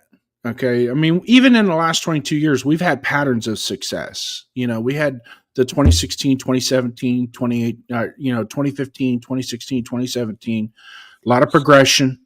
And then 2017, there was regression. And that's why, and I honestly don't think Jack Del Rio got fired because of the regression. I think he got fired because Mark wanted John Gruden. Yeah, that's we all know it was a lover boys trip that he was on, and this is coming from Greg Papa, and probably one of the reasons why Greg Papa got fired by the Raiders is because he voiced his opinion about that this would never be acceptable to bring back John Gruden. And everybody now people are clamoring, bring back Gruden again for the third time. No. You know why? No, that ship is sailed. Appreciate what we had back in the early 2000s. Why Mark Davis wanted Gruden? He wanted Gruden because his dad had him. He had success. He wanted Gruden because he wanted Gruden to take control of all football things. He didn't want to do all that. He wanted Gruden to take over. That's why he gave that big contract and get him all the power. That's why he wanted Gruden. Not because Jack Del Rio failed. Is the point that Gruden's available. I'm gonna pay him all this money and get him off the networks and just run the whole team. Just do like did when my daddy was alive. That's all he wanted. We know the reason why. But then after that, everything went downhill. Mark Davis knows his left hand from his right hand. He already said that. So what you do? Bring in football guys who know football, and he's trying to do that now, but too late. But like you said earlier, firing head coaches, firing offensive coordinators, firing all these coaches doesn't change anything, because what changes is not in front of us. It'll change, but the field, they'll change the field. You have to change, evaluate these guys, putting the right players in the right spots, putting a player in the right play to be successful. None of these coaches are doing that. So I don't know if it's an ego trip with Pete Carroll, because when the reporters made the comment made that remark on TV, I'm not here to develop, I'm here to win. I said that's some bullshit. I'm still that's one thing that really pissed me off yesterday game when he said that. Like, what the fuck, Pete? I know he's not here long term. I know he's not here. If he's here next year, I don't know. I don't think Mark Davis is going to fire him right away, but who knows? Well, from Pete Carroll's standpoint, from his standpoint, being as old as he is, as long as he's been in the game, and as many coaching jobs that he's had, coming in, his objective was not to come in and rebuild. But I'm pretty sure he seriously thought he could do something with this roster. And that's not the case. And when we were going into the preseason, I myself even thought that just Pete Carroll alone is going to give us two to three more wins than what we had last year. Just the mere fact, because I thought what we did last year, there was about 3 or 4 games that it was coaching that was the biggest issue. That wasn't the play. The players were doing everything that they could, but some of the decision making and the play calling and the formations on some of the defensive calls that they were making were putting us in bad situations, not good situations. So to tarry back to what the Pete Carroll thing is, yeah, he said that, and we can disagree with it, but you have to understand why he said that is because I'm not here to develop. I'm here to win. That's why he came in. He came in to win. Unfortunately, somebody forgot to tell him that there's not a whole lot of players on this roster that's going to give you a chance to win, my friend. So you're probably going to have to switch the dial over to teaching and making these players better than what they are. Developing some of the younger players. And if that's not, and I think that's going to be an issue when they debrief this season. Pete Carroll is going to be still here come at the end of the season. I don't think he's going to get fired during the season. I think that discussion between him, Mark Davis, and the rest of the management and front office is going to be, we're in rebuild mode. Do you want to be a part of this or not? And let him make the decision. What? Blaming Cam Ward on Tennessee. Remember, he's a rookie, so they got an excuse for that. We don't. We're supposed to have this veteran quarterback who wins like 10 games the last 2 years. They have Cam Ward. He's a rookie. So if there's any excuse, I can give you that excuse if you want to. Don't have to. We have a veteran quarterback, and he still can't do shit. I don't think Cam Ward has 13. Was it 14 now or 13 interceptions this year? I don't think he has that many, but ours do. No. And go ahead. I wouldn't be surprised if, the playbook's not going to change. I get that. But I wouldn't be surprised if we go back to a little bit more of like a basic offense. Basically what I think we really, really need to do, especially against the Chargers, is we need to come out and just run the ball. Because we can't abandon the run after one series and all of a sudden it's like, well, it's not working. Let's switch to throwing it. Because you're just not building that consistency with that offensive line, because the offensive line is going to continue to get pushed back. They need to, like Frank said, they need to move forward. And by moving forward, they need to run the ball more so we can establish that.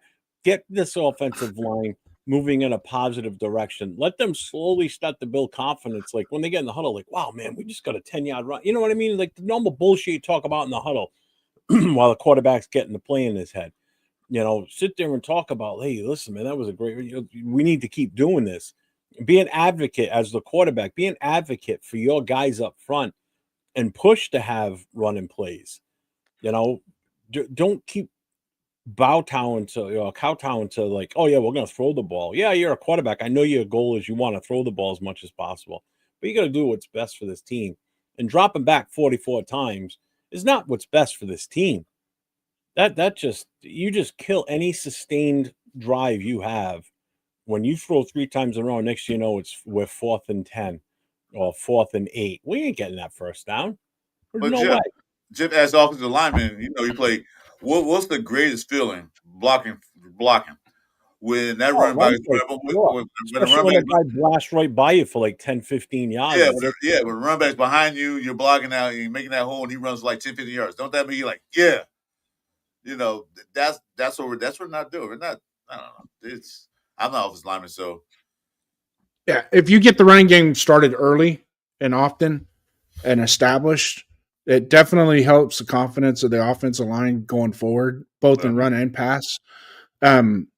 Perfect example of why when you establish the run and you have it, and mind you, 4-yard and 5-yard runs are effective. Okay, don't abandon it just because you got a 4 or 5 yard. You get a 4 or 5 yard run, then why not do it again? They pitch in front. That means third down. The example shorter. The example that I'm going to give is in another game that was played yesterday between the Colts and the Chiefs. Up 20-9 in the second half. And Taylor only got 3 carries in the second half. Yeah. And Gino tried to flip me off, but it got intercepted. What's up, Diesel? Welcome in, brother. Yeah. But that's an example of it. The Buffalo Bills last year in the playoffs, they quit feeding the ball to Cook, and what did that do? They, after a couple incompletions, does 2 things. One is it stops the clock, and 2, you just lost it down. Mm-hmm. Okay, if you run the ball and you gain 5 yards, the clock is running. You gain 5 yards. right? Now, 2nd and 5 and 3rd and 5 is a hell of a lot better than 2nd and 10, 3rd and 10. Good. So establish the run, but you have to establish it and you have to be consistent and you have to stay with it. Now, I know they gave Genty, he got 17 carries yesterday for 50 yards. Okay. It could have been better. It could have been better because it's not only, if you're just, because there was a point in the game I thought, well, they're just giving him the ball just to show that they gave him the ball. Well, why didn't you do that in the first quarter when the score was still 7-3? And wait until 14-3 to give him. Now we're going to run him the ball. Okay. Well, when it's 7-3, if you establish the run when it's 7-3, now when it's 14-3, you can still run the ball effectively. Well, like Chip Kelly, soon, like you said, if Genty run the ball, like say first down, he runs for 5, then the next play he runs, he gets -2. We're banning the run. We're down with the run. Dude, most running backs get better running the ball. We all know that as the game progresses because it wears the defensive lineman out. If you keep running the ball consistently, it's going to wear them out eventually. But if you're going to run like 8 times, 9 times, 70 times yesterday? Wow, that's a lot for Genty. No, it's not. You should run 20, 25 times a game on the average. Not every down, but run enough to keep the defense honest. When you're running and you get sacked in the backfield, that happens to every running back. Even Saquon Barkley get hit in the backfield. All these great running backs get hit in the backfield. It just happens. But if you stop running because of one bad play, that's it, we're not running no more. Then basically tell defense who's going to throw, so they just pin their ears back and who's going to rush the quarterback. And that's exactly what they did yesterday. And that's exactly what Dallas did last week. Getting back to Chris's point when he asked me about, what's the greatest feeling, I still remember to this day because it was one of the greatest games we had when I was playing. We had a running back run for over 200 yards in a single game. And every other play, it felt like he was running up my left side or my right side. And between myself and my left guard and my right guard, we just blew that defense open. And we did this all game long. Our quarterback barely threw the ball that game. And they knew it was coming. They couldn't stop it. So when you want to feel good, and again, that was 20-something years ago, and I still think about that to this day. It was like one of the greatest games I ever played in. And how well we ran the ball that day. I mean, it was insane. And he wasn't running for like 5 yards. I mean, he was ripping these things off for like 20 yards, 30 yards. He even had like a 60-yard touchdown at one point. And as he takes off running, and you watch his number getting smaller as he's pulling away from you, it's like, damn, that felt good. It's like you go to the halftime, it's like you're not even gassed. You're just so excited because you're playing so well. This is what this team needs. They need games like this. You've got a guy in the backfield that can do this. You got a guy that can break a tackle and take off for the touchdown, and he's gone. You tell me that's not a boost to your offensive line. Oh, fuck, hell yeah, it is. If we could get that A gap and get those gaps in the middle to work, which they don't right now, but if those start working, you're going to see a difference in the offensive line. You're going to see the confidence come up because now they're in that mindset that we can open holes. If we can open these holes and give room for Genty to run, look what this son of a bitch can do. Once he gets past the second level, which is your linebackers, it's clear sailing. He's going to out-juke any one of those corners and safeties that are back there. Yep. He's not going to get tackled easily. He's just not going to let them do it. You saw happening that one good run. One thing. This offensive line needs one thing, and it's a confidence boost. And I hope that when Greg Olsen takes over, well, he is taking over, once he gets this shit going, and they get to practice today, tomorrow, whatever game plan they're instilling for next week, I hope it's a heavy run game. That's what I'm expecting to see next Sunday is a heavy run game. Geno throw the ball no more than 20 times tops in this game and just run it down their throat. I don't care if it's Mostert. I don't care if it's Love. I don't give a shit who it is. As long as it's Genty and whoever else, just run the goddamn ball. Build the confidence in this O-line because they need that more than any. They need that more than hitting the weight room. They need that confidence. And that will start to turn things around. But then they'll all be going next year because we'll have a whole new offensive line. Do you think that Greg Olsen is going to change the offensive line this week or what? What you going to change it to? There's nothing. I'm talking about putting the rookies in, like Caleb Rogers and Grant. I would kind of hope so. I mean, unfortunately, he's taken over with a no Colton Miller, no JPJ, so he's forced to go into this with this ragtag bunch of offensive linemen we have right now, plus a couple of rookies. I would definitely, I mean, the fact that Caleb Rogers was actually going to get into the game and they pulled them back, I would like to see him get some serious play time in this game for sure. No two ways about it. He should be out there. Their defense doesn't scare me. I'm sorry. San Diego's defense, I mean, the Chargers defense does not scare me. Don't feel bad. I call them San Diego too. I do it all the time. I still call the Redskins and San Diego Chargers. So. I always call them the Redskins. I refuse to call them anything else. But on that point, what's up, Jack? Like I said, because you look at the games and live games, some running backs have good games, some running backs don't. But as the game progresses, if you constantly run the ball down their throat, the defense is going to get tired. Eventually, they're going to get worn out. If you keep the heavy dose of running, and maybe like I said, Gino, throw the ball 20 times, none of these bubble screens, none of these little, what they call it, screen passes, then he can get the ball down the field because now you make a defense honest. Play action pass only works when you're running the ball.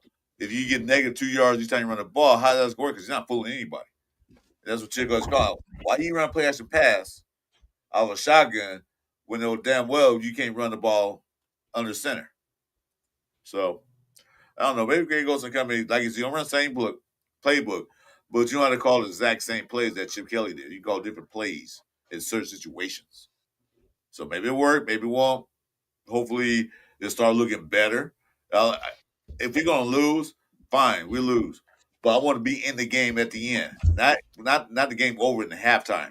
Where it's like 21 to 3 at halftime. Like this game's over with because no way Raiders getting 21, 20, 23 touchdowns in the second half. They couldn't get one touchdown in the first half. You know? So if the game's close, we lose on a field goal or whatever, fine. I'm not going to be happy we lost, but I'm happy that we were competitive. Especially scoring points. That must be the Skins. To see what so real quick, I know you guys probably both looked at the stats. So I just want to run through the stat aspect of this game. Okay. So we'll start with us. So we'll compare quarterbacks. So Gino was 30 for 44, 285, 1 touchdown, 0 interceptions. Sanders was 11 for 20, 209 yards and a touchdown and 1 interception.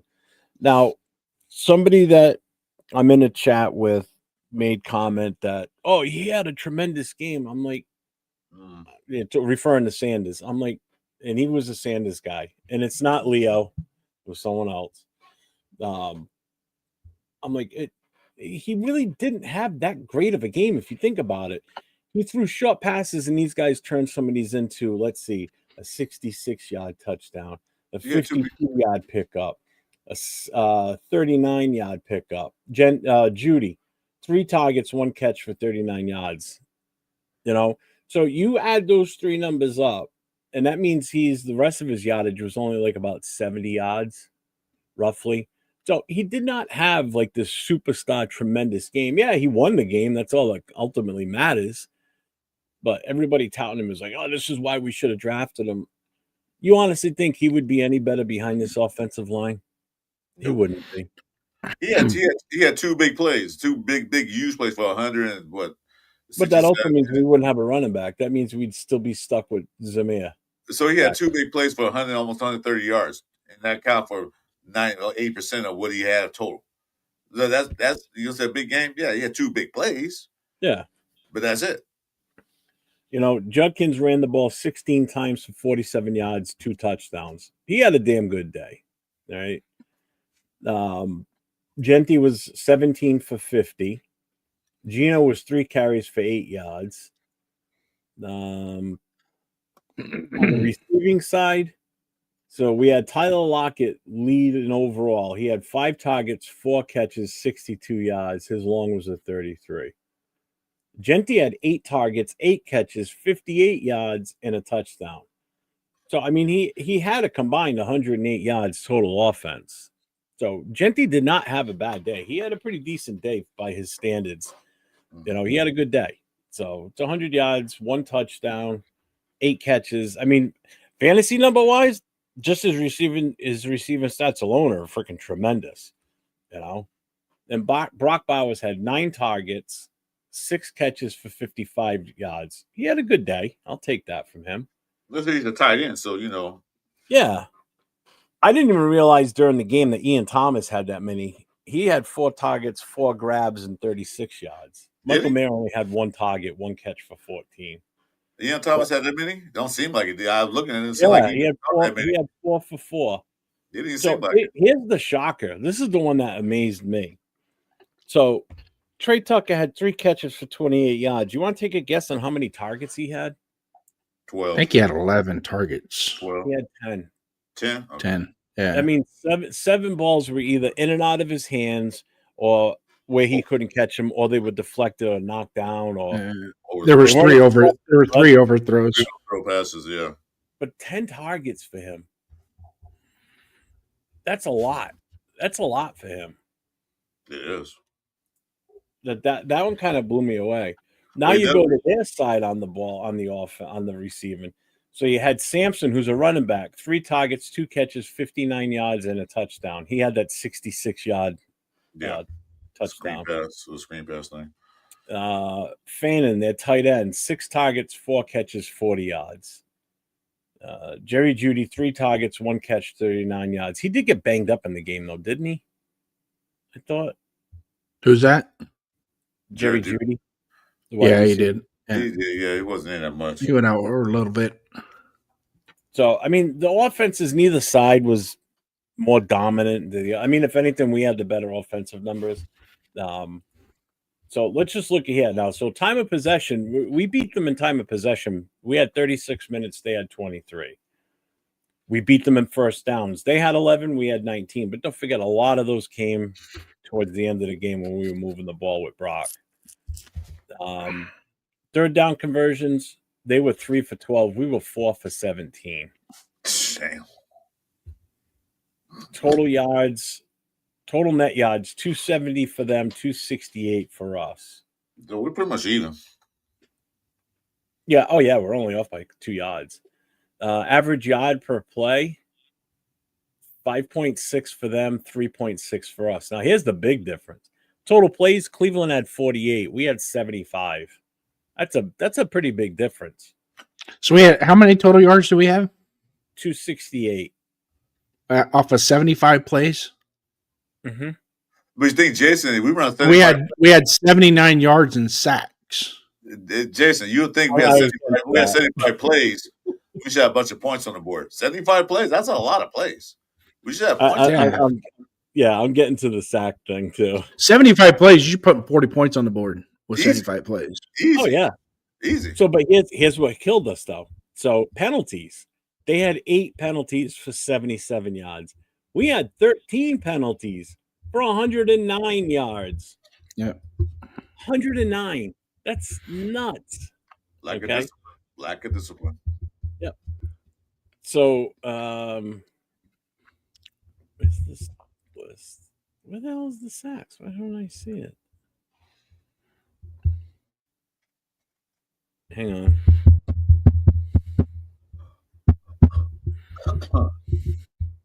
Doesn't show. Number of punts, we were pretty even in number of punts. They had 8, we had 8. Theirs was a 39-yard average. Ours was 46. You could expect it. AJ Cole. Why am I not seeing the sack listings? It's too bad they didn't want to put up. The number's too big. Probably. Probably crash. Calculate it all. They probably crash the system. Say we can't put that up. Little crashes. Wow, that's funny. It doesn't even show that. Well, we know that they had 10 sacks against us. So what did we have for total sacks? 1. 1 fucking sack. So as far as our... And that was Kuntz. Yeah, and that's the funny thing. It was of all people, huh? Yeah. Yep. Snowden again had a decent day. He had the interception. Snowden, you can see Snowden on the film. You can see him actually affecting plays. He had the interception. You saw that There last was- week too. He was all Yeah, over there the was- field again. He was all There were some off tackle plays where he turned it back inside for the defensive tackles, and he's on the film. You could see him on the film. He stands No, he was out. definitely a He was threat. playing. He out was there. playing yesterday. There's no two ways about it. As far as the rest, so on the tackles, so Crosby was the leading tackler. He had 8 in total, 5 tackles, 3 assists, no sacks. Jeremy Chin, 3 for 3, 3 tackles, 3 assists, 1 forced fumble. Then the rest, Devin White was also 3 for 3. Everybody else after that was like 2 tackles, 1 assist. Snowden had the sack. Snowden had the interception. Kuntz, where is he? Right here. He had 1 tackle, 1 assist, and the sack. On their end, Campbell, who is their corner, had 7 tackles, 3 assists. Schlesinger, who's their linebacker, he had 6 tackles, 5 assists. Mason Graham was 4 for 1. Myles Garrett, 4 for 1, 3 sacks, and 2 forced fumbles. That guy's the MVP of their team. There's no two ways about it. I mean, even take away the forced fumbles, he's still the MVP. You know, 3 sacks. I mean, that's it's a good day. He set the edge because everything I worry about him that frees up everybody else. So he sets it up. So right now, Myles Garrett. So we're at 9, 10, 11. We're at week 12. He's got 18 sacks already on the year. So he's well on his way to breaking that record, I think, at this rate. He's on pace to do it. What's the record for the year? I forgot what it was. 22. 22. Right? Wasn't that Strahan's 22? 20. Yeah, it's 22 and a half. 22 And he's on pace for 25. Yeah. That was Strahan, right? Yeah, it's Strahan and Watt, JJ Watt, I think, are both tied. You'll get that easy. What'd you see? I was watching the Steelers game. The TJ Watt moved ahead of JJ Watt in the Watt family sack list. JJ was doing the announcing of that game. He goes, "Well, I might have to go. I might have to go re-sign with somebody. Can't let him." You still got a juice and energy. Hey, come over here. Yeah, go for it, man. Shit, we'll sign to a 1-year contract. Dude, the whole team's just been so inept. It's horrible.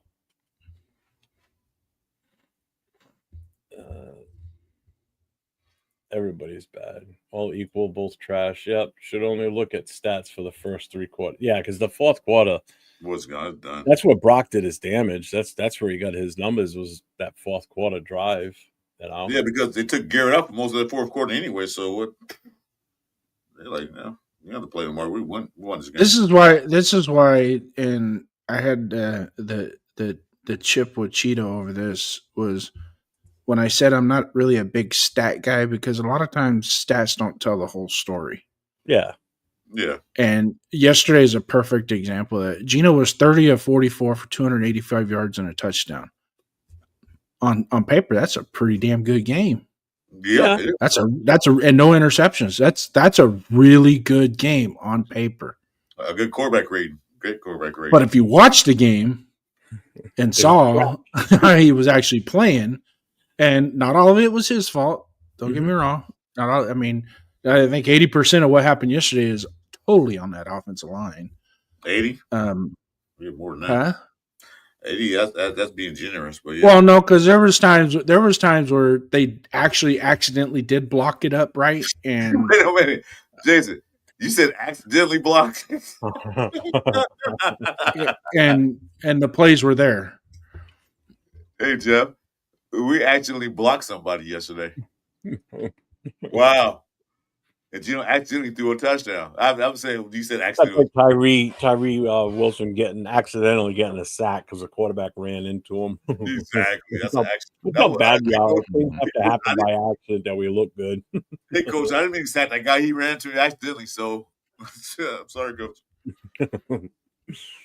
God, we are so bad. That was good, Jason. Accidentally blocked. We should have more actions like that every weekend. No.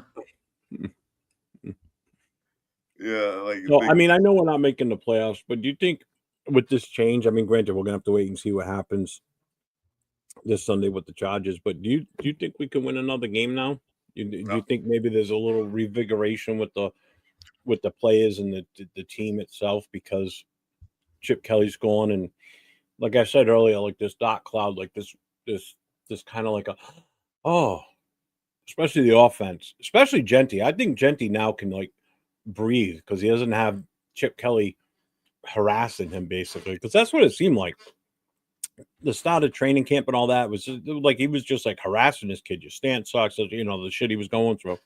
Do you think that there could be some sort of revigoration, or oh my God, I can't even talk. Revitalization of this offense going forward, or do you think we're just going to see the same shit the rest of the way? It depends on they make some changes on the line a little bit. Move if you're gonna move players around, move in the right position. Like you said, we saw what happened when Getz got fired. We saw what happened. I know, right? We saw what happened with what's the name of McDaniels. They were like, yeah, and they played better, possibly, hopefully. Like Jason said, it's the same playbook, but not necessarily the plays in the playbook. It's when you call those plays. What time, the timing of the plays you call. You don't call a draw play on 3rd and 19. You ain't fooling nobody, and you don't call a quarterback sneak on 3rd down too. It depends on what they call and how you call the playbook, because it's too late in the season to change everything because they've already got in mind how the plays run. So Greg Olsen make sure that he calls the right plays at the right time against a certain defense. And tell Gente, if you see that, change the motherfucking play to this. Stop trying to go, I'm going to do this anyway. No, give them freedom to see how they line up. If they got 8 in the box, well, damn, we can't run against 8 in the box. Call something else. Change it. So possibly there could be, because we saw it happen before. Maybe that could revitalize, like you said, the offensive line, the offensive team, and the certain plays they call. Because the play call, we all saw it, was pretty bad when he called these plays. The red zone got to get a lot better than it was. We get turnovers in the red zone, we can't score. Shh, please. What do you think, Jason? Do you think we see the same shit, or do you think it changes a little? There's going to be some nuances. You'll see some different nuances. I think Greg Olsen will go to, because he's got that John Gruden mentality. Let's run the ball. You gotta be proficient and effective in running the ball. I mean, you can have a running back rush for 60, 70, 80 yards and be effective and affect the whole outcome of the game.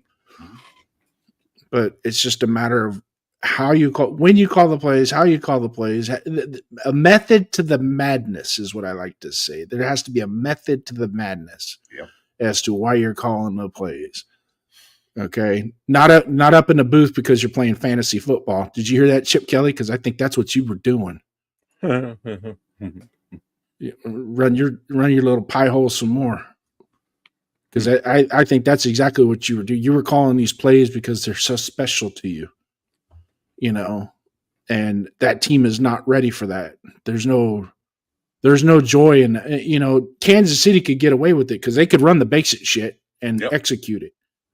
Okay. If you can't run the basic shit and not execute it, then there's no reason to call that other stuff. Yeah, but then Kansas City always change. They change shit up like they did yesterday. They changed stuff up. It's not working. We're gonna do this now. Chicago doesn't do that. In the first half, it's not working. Come second half, do the exact same. There's one thing KC has that we don't have. Anybody figure it out? Were they Captain Obvious part of it? The ketchup and mustard colors. I don't know what. They got a leader. They got a leader on the field on offense. We don't. We talked about the leadership way back. So that's what I mean. They've got that, so they can be in a funk like they were, but they've still got a leader, no matter how bad it gets, that can still get guys pumped up and affect the game. We don't have that. Gino just proved yesterday with his antics running off the field that he's no leader. Your leader is you want your leader to be looked up at from the other players on your team, especially when you got rookies out there. You want them to look at him and say, I'll follow that man anywhere. I'll do anything for that guy. If I'm an offensive lineman and I'm a rookie, I'd be looking at him doing what he did yesterday. I'm like, I can't follow this. This guy's a jackass. Mhm. You know, Right. I know in my line of business, and I'm sure Jason saw it too, there were people that were higher ups that shouldn't have been in that position.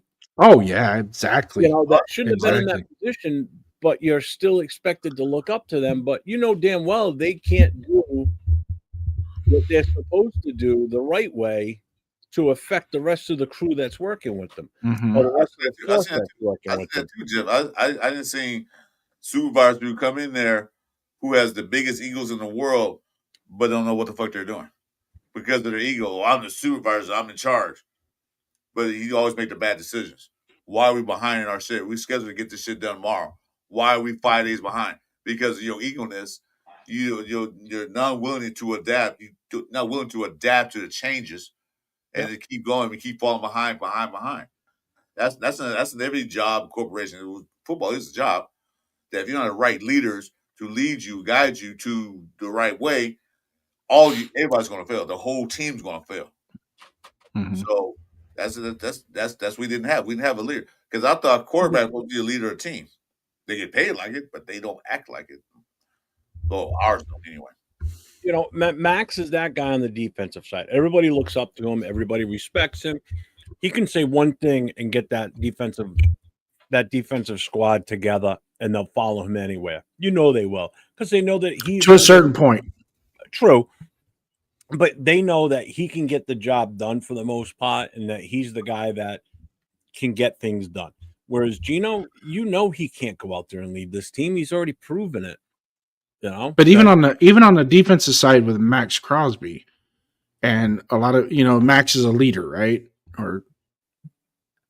So we kind of look at him as being that leader, but his leadership is in his preparation, how he works, and things like that. And he has to get the other guys to buy into it. Right. What I'm seeing though is there's a couple guys out there that aren't trying to follow his lead, but are waiting for him to be the leader. Does that make sense? So they're like, okay, Max is going to make this play. So, you know what I mean? Instead of everybody buying into that, and when we say compete, if you're the right defensive end, I want to get the sack before Max Crosby does. of course you do. Mm-hmm. Right? That's my mentality. I don't give a shit what he's doing on the other side. This is because you know Max is getting double teamed or triple teamed, so you're going to have it easier on your side too. Uh-huh. Allegedly. Yeah, true. Allegedly. So, and that's another stat that somebody brought up. If you go back and watch the game, it's not so much that Max is getting doubled and triple team. Max is doing a Euro step inside, and the guard has no other choice but to engage with him with the tackle. So is that a planned double team, or is that just something that organically happens as the play develops? You know what I mean? You see what I'm saying? Because there's a lot of times. Watch when we play the Chargers this weekend. That right tackle, he's long as he can maintain outside leverage, he doesn't need a chip block. He did it the Monday night game against Max. He was singled up with Max all game long, Pimpkins, and he handled them. They already know his Euro step. They already know his pull down. So so you know they've got plenty of film on what he does. Yeah. That's why your division rivals can always plan better against you, because they get 2 games a year of film on you and what your tendencies are, because they'll just watch it from last season. They'll see what you did in the first game, what you did in the second game, and if you've already played this year, they're going to compare it to this year's game and say, hey, all 3 games he did the same goddamn thing. So that's his tendency. So make sure you keep an eye on that. When you see that happening, this is how you counter that. And that's where it comes down to coaching. And that's where I think one of our biggest issues is we're just not relaying that information right to our players. We're not giving that to them. You know, you're not giving those tendencies to say, hey, this guy lifts his foot a certain way when it's a pass play, because it's obvious, you know. Yeah, but for our offensive line, the message going forward is let's not get knocked on our ass this time. Yeah, exactly. Okay. Well, this guy, when he's gonna rush the A gap, he's got his left hand, his elbows bent, and all four knuckles are in the ground, and so that tells me he's gonna rush the A gap. Okay. Just don't get knocked on your ass Yeah. when he does. Okay. I mean, it's great that you can identify, but if you do everything, if you set up, you have your hand placement is perfect, and but your feet are outward like a duck, and you're taking the blow and rocking back, and now you got shoe prints on your chest because you can't block. That's a problem. That's a problem. Yeah, that was horrible last week with that. I didn't notice that yesterday. Although I kind of think I checked out at one point during the game. Oh, there's several plays that you just see, like Meredith and EF Putnam or whatever you want to call them. You can see both of them. I mean, it literally looked like they were trying to stop a crowd at Walmart on Black Friday. They just got trampled. Yeah, they got hauled over. As they were running out with all the TVs, or as they were running in to get to the TVs? In to get the TVs, yeah, or both. Yeah, running out, I think they were just hitting them in the They both got mollywogged several times. They're like, what the hell is this? Yeah, it was embarrassing, man. They put Cap in there and said that dude couldn't be a right guard or a left guard. Now you're gonna center. What the fuck? I put Kappa in at quarterback. Have him show up as tackle eligible and just keep throwing on the ball. Nah, just go in there. You're going to take the snap. Why me? Well, you're going to see what it feels like to get your ass pummeled when nobody blocks. We're going to go fat wildcat. You're it. Yeah, let's make a point of that. Yeah, see how it feels. See how it feels to get hit all got the time in the backfield. Block, motherfucker, block. If Gino is sacked or a negative run for Genti occurs, we shouldn't see a lineman on the ground too. No, he shouldn't. No, you didn't. That's why he getting sacked. Unless the lineman's on top of a defender because he pancaked him, that's different. Right. But he shouldn't be laying underneath a defensive tackle or a defensive lineman. So, big picture, where do the Raiders go from here? Do you see any positivity going forward? Can we change that to expectations going forward? Yeah, exactly. No. Fine. Whatever. Go ahead. Yeah, I don't know. If Greg Olson's going to be the intern offensive coordinator, you got to tell Pete and Brandon, like, just look, guys. Here come a curse word. Look, motherfuckers. I'm changing the whole line. If you want to run these plays that's in his book, I'm changing the whole line to this, and that. If you don't like it, well, we ain't gonna win shit. We gonna get 10 points. Probably won't get no points in the next game. So what do you change it to, Chris? Like I said, put Caleb Rogers in there. I don't know, do something. Okay. Are you expecting to win or be successful by putting Caleb Rogers in? Okay, I'm gonna make this point to you, Jason.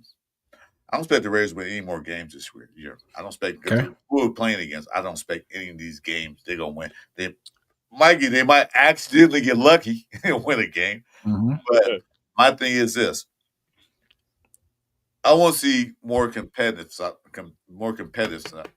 out there. You know, not the game's over in the second quarter. Not at halftime, we're down by 30-something points. I want to see him like if we lose the game by like a field goal, like we lost against Jacksonville and all that stuff, whatever. Yeah, I'm mad we lost, but we was in the game. Not the game being over by the time you get your popcorn, hot dogs, come back and sit down like this. Because what's the word? Compete? We're not competing in no terms of the game. I want to see better plays, better play calling, better blocking. defense can step up a little bit because I think Pete took control of the defense where Patrick Graham is not. And that's pissed me off, but Patrick Graham is this and that. Well, I think Pete changed the defense with Patrick Graham's schemes where that's what Pete want to run. But than that, I want to see them be more competitive. That's all. Because they ain't going to win no more games. Not against the teams coming up. Good, Jason. Okay. Changes to the offensive line. Where do we go from here? Well, obviously, something has to be done about the offensive line, but there's not a whole lot we can do at this point of the year. Okay, there's not. We are who we are, and we have who we have to play on the offensive line.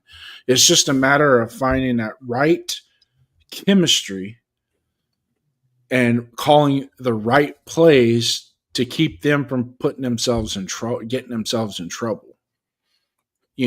So much to Jeff's credit, and what we talked about earlier in the show was, 40 dropbacks with this offensive line is not acceptable.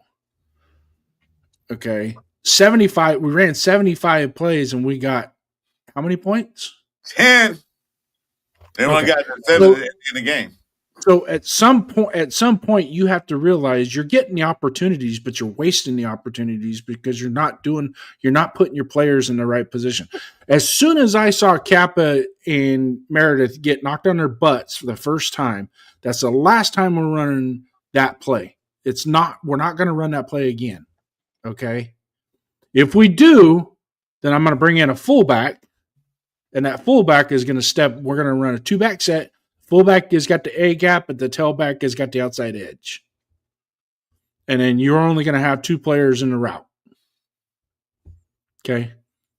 Which, you like to have 3 or 4 guys out in the route, but if I got to keep 2 guys in to help protect, then so be it. Because the 5 guys up front just ain't getting it done, And that rookie was just beating the dog snot out of them boys yesterday in wasting ground. But ruling now where we can have like 13 guys on the offense out there. We tried 12 a couple times and it still didn't work. Yeah, exactly.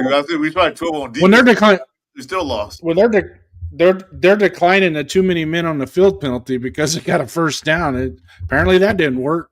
Exactly. So, but let's going in big picture. Where do the Raiders go from here?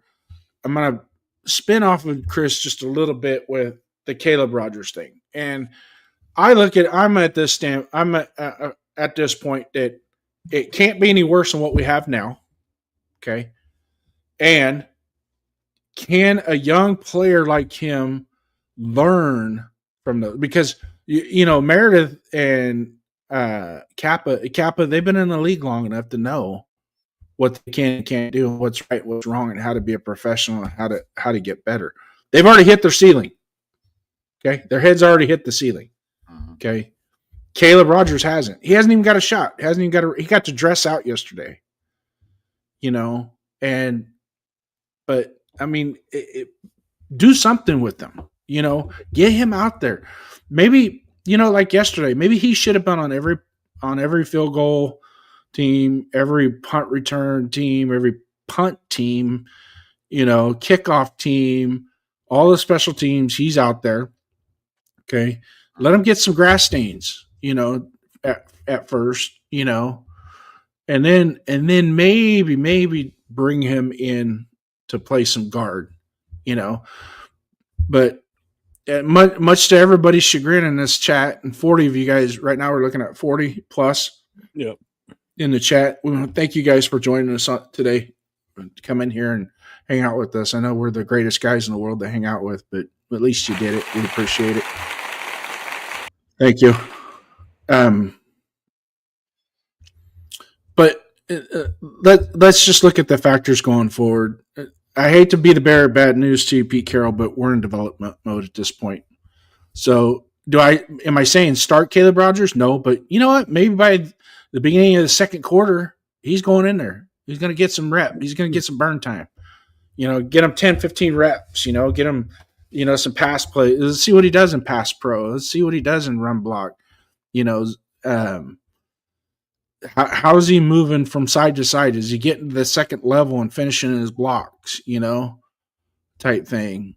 Valuation. I do know there's one guy. There is one guy on this roster that would not get knocked on his ass like those other guys did, and that's Lucky Tossi. Yeah. Now, that guy might not understand blitz protection or how to recognize a DE stunt or a gain stunt, but there's one thing that they ain't going to do, and they ain't going to knock that kid over. No, but he is so massive, he just has to stand there. No, you just tell him, stand here. If anybody comes, you stop them. Chip Kelly was not going to put him in there because Chip Kelly was his rookie belief. I don't believe rookies. He was never going to get a playing time. But like I said, go for broke. What the hell? Well, we're not going to win any more games. Get these guys ready for next year. See what they got, so they can go out there. Like you said, don't have these guys go home with a no dry clean bill, like Jesus said. Get grass on your clothes. Yeah, see what they got. So that way they can learn. That way they can see the watch film, their technique. They can know next year coming. They know when they got work on the off season. How they going to work on when they're never out there? Practice? Because you're playing against your team. So the reason why Lucky Tossi got moved to the offensive side of the ball from the defensive side of the ball is back during OTAs when they're practicing with the bags, and the defensive line has to fire off and hit the bag, and then they switched. They switch back and forth, right? Well, what's his name? That's the defensive line the defensive line coach that we have, recognize that when people like Tonka Hemingway and JJ Pegues and who else was on the defensive line? Booker. Well, we didn't get Booker till the season started, but during the OTAs, when he started seeing these defensive linemen, they were firing off, and when they had hit him, it was like earth just stopped. and that's when he goes, you know what? I think you do really good on the offensive line because these guys can't move you. He's that and you just see his overall build. Yeah, he's the rugby player that's converted and whatnot. But you just see his rugby. That's how they play. That's how they push each other a lot in rugby. You see how that works. So being an offensive lineman, I think is actually good. Give him some time, give him some reps. I know he's his first year ever playing football was that preseason game this year. But yeah, give him some reps. And when he got in the preseason game, what did he do? Pancake a dude. And pointed down at him, looked at him like, so yeah, put him in there. Let him get rough and tough with the football guys. No. Yeah, he just doesn't understand the nuances of the game. But as far as the physicality, there's the kid's just massive, man. Just let him. You don't know techniques and plays and all that stuff. What to run, what they mean by pull and all that. So you don't know all that stuff. Yeah, this is his first year playing, but. The basic function of a offensive line is what? Block and push these guys out the way. That's basic shit. You're gonna that don't take a 15-year education to learn that. That's the basic thing. So learn techniques and what to do and how to run block and how to pass pro and you got to pull. Yeah, he don't know all that yet, but he do know the basics. Push that motherfucker out the way. That's it. That's all you know right now. Jason, are you good? I am fantastic, my friend. So looking forward to next Sunday. My take on where do we go from here? I got to go with what Nugget says right here. Just run the living shit out of the ball next week. Yeah. I don't want to see Gino throw the ball more than 20 times. I want to see, in all honesty, I want to see Genty get 25 plus carries. You can't sit there and say he's tired. He's barely even run the ball this season, and it's not his fault that he hasn't been getting the carries. It's just the plays aren't being called for him to get out there and do his job. So let this kid do his job. Let him do what we drafted him for at number 6 overall, to come in and be a superstar running back for this team. Let him do what he's getting the money to be, to earn the money he's being paid to do this job. Let the offensive linemen earn their goddamn pay and do what they're supposed to do and make holes for this kid. Let's see what this offense can do with someone else running it now. So this weekend's going to say a lot, to be honest with you. I think this weekend is going to tell us what type of direction we can expect for the rest of this season. Are we going to become a super run-heavy team? Yeah, we should. And I hope that's what it turns into. Because I just don't see us doing anything else. We can't throw the ball accurately or confidently, I should say. Mm-hmm. Can't throw it consistently to even have any impactful plays on the offense with the throwing game. So it's time to let's step up the running game in this case. And if it means breaking him to the outside where he's more lethal, then break him out to the outside, God damn it. But until then, just keep pounding it up the middle. Let these offensive linemen move forward. Let them work it. Let these guys develop better. Get the rookies out there. Let's see what they got. Let's see if maybe these guys are big enough to move bodies and get some yardage here. That's my take on next week. Going forward from here on out for the rest of this season. Absolutely right. That's what we've been saying. Get the rookies out there, get you the ball. Because P. Girls said we're going to be a run heavy team. I haven't seen no run heavy team. Maybe in practice they run heavy, but they don't practice in a game time. They don't run at all. 17 Accelerator at this point, I'll take anybody other than Chip Kelly. If it was Philbin or Greg Olson, I would have been fine with either one of them. So what's Genty's highest total attempts this year? I think 24. 24? Yeah, he had a 24. Yeah. 24 carries. One game. Mm-hmm. Yeah, I think it was the Tennessee game, wasn't it? I can't remember. Was that one or the Chicago game? He had game? 3 touchdowns. Whatever game he had the 3 touchdowns in. I'd have to go back, and it's going to take me too long to go through each one. No. I'm just saying though, but he's not averaging 20 carries a game. He's averaging what? No, he's averaging right around 10 carries a game. I was just saying, he's averaging like 8 to 10. He ain't averaging a high average. How is this a run heavy team? He's averaging more receiving receptions per game than he is running, I believe. Well, and I think yesterday's game plan, I can see their philosophy was to get him outside more evenly, was to throw him the ball outside instead of trying to pitch it to him outside. Well, so because a defensive back shouldn't be able to bring him down 1-on-1, but apparently that's not true either because he got brought down a couple times by himself in a 1-on-1 matchup. That answers the 8 targets, 8 catches. He catches them. That's the thing, man. 8 for 8. That's impressive. I don't have any problem with that. That's just showing his versatility, which nobody thought he was a good receiver out of the backfield. Well, guess what? I think he's dispelled that myth. Yeah. Yep, he has. So let's do MVPs and MUPs. Now, for those that don't know, MVPs are just what it is, most valuable player on the Raiders. MUP is most undervalued player on the Raiders, which means we're looking for the best overall player and the worst overall player.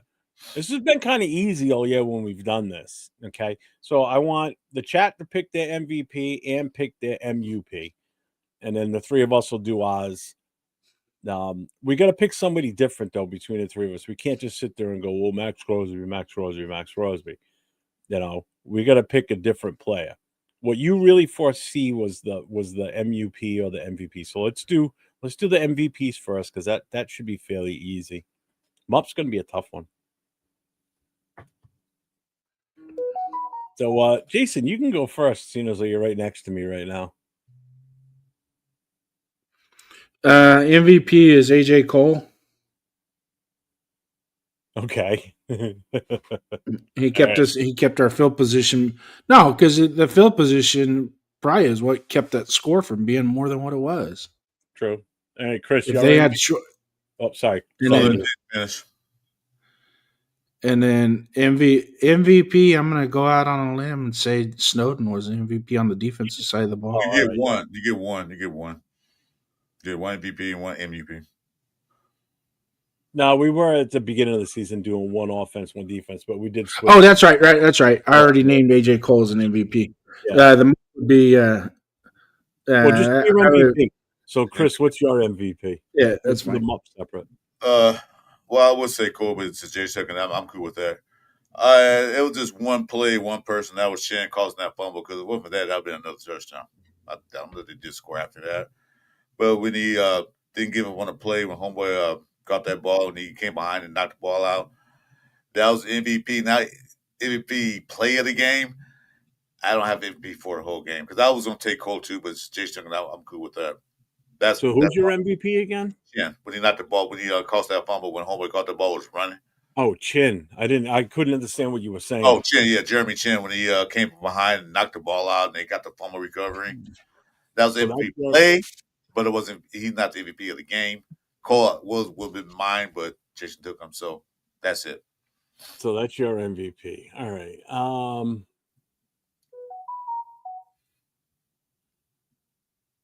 Wow. I'm gonna You're go thinking with too hard. You're Snowden. going to get a headache. Huh? What? You're going to get a headache thinking too hard. I already got a headache. I hate you. I'm gonna go with Snowden. I think Nah. I think he was due. I was gonna say whoever fired Chip Kelly should be the MVP, but Yeah. that'd be too easy. So yeah, I'm going Snowden. I got the interception. He was all over the field. He was last week too. I just think that he's gotten his due now. I think he deserves it. I really do. I think he's stepped up when he needed to. They put him in the starting position for a reason, and I think it's paying off. To be honest with you, I really do. I think it's good.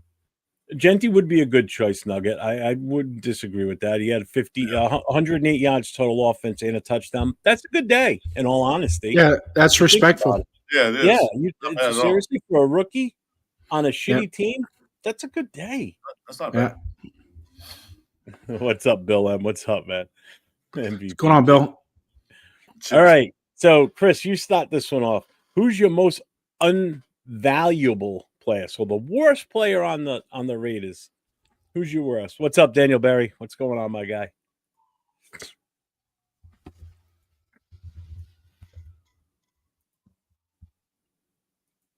Wow. It's like you going to You only get to name one. Wait. It's like you go in the candy store and you see all this candy you can't choose. that's what it's like. I can't choose. There's like so many choices. What do I pick? Oh my god. The most unvaluable player, it had to be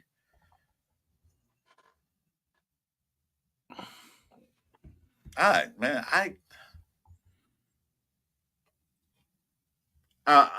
can I pass on this? Can you come back to me later? Because there's so many to choose from. It's like fish in a barrel. Right? Go ahead, Jason. Chris. Hey, go ahead, Jason. I can't think of anything. If you're going to say somebody else, say, yeah, I agree with that too. So don't matter. Most underperforming? Yeah. Underrated player. Underperforming? Unvaluable. Unvaluable. Didn't do shit. Unvaluable. Well, I'll go with Mr. Middle Finger. Geno Smith. Yeah, that's a good one. Go with him. All right, Chris, time's up. You got one? Who was playing center again? People played center. Who was sitting on his butt most of the game? Did it start out with Putnam and then ended up being Kappa? Yeah, when didn't Meredith go back to? Or no, yeah, Meredith started. Yeah, at center, and then when Putnam got hurt, Kappa came in, played center, and Meredith went to guard.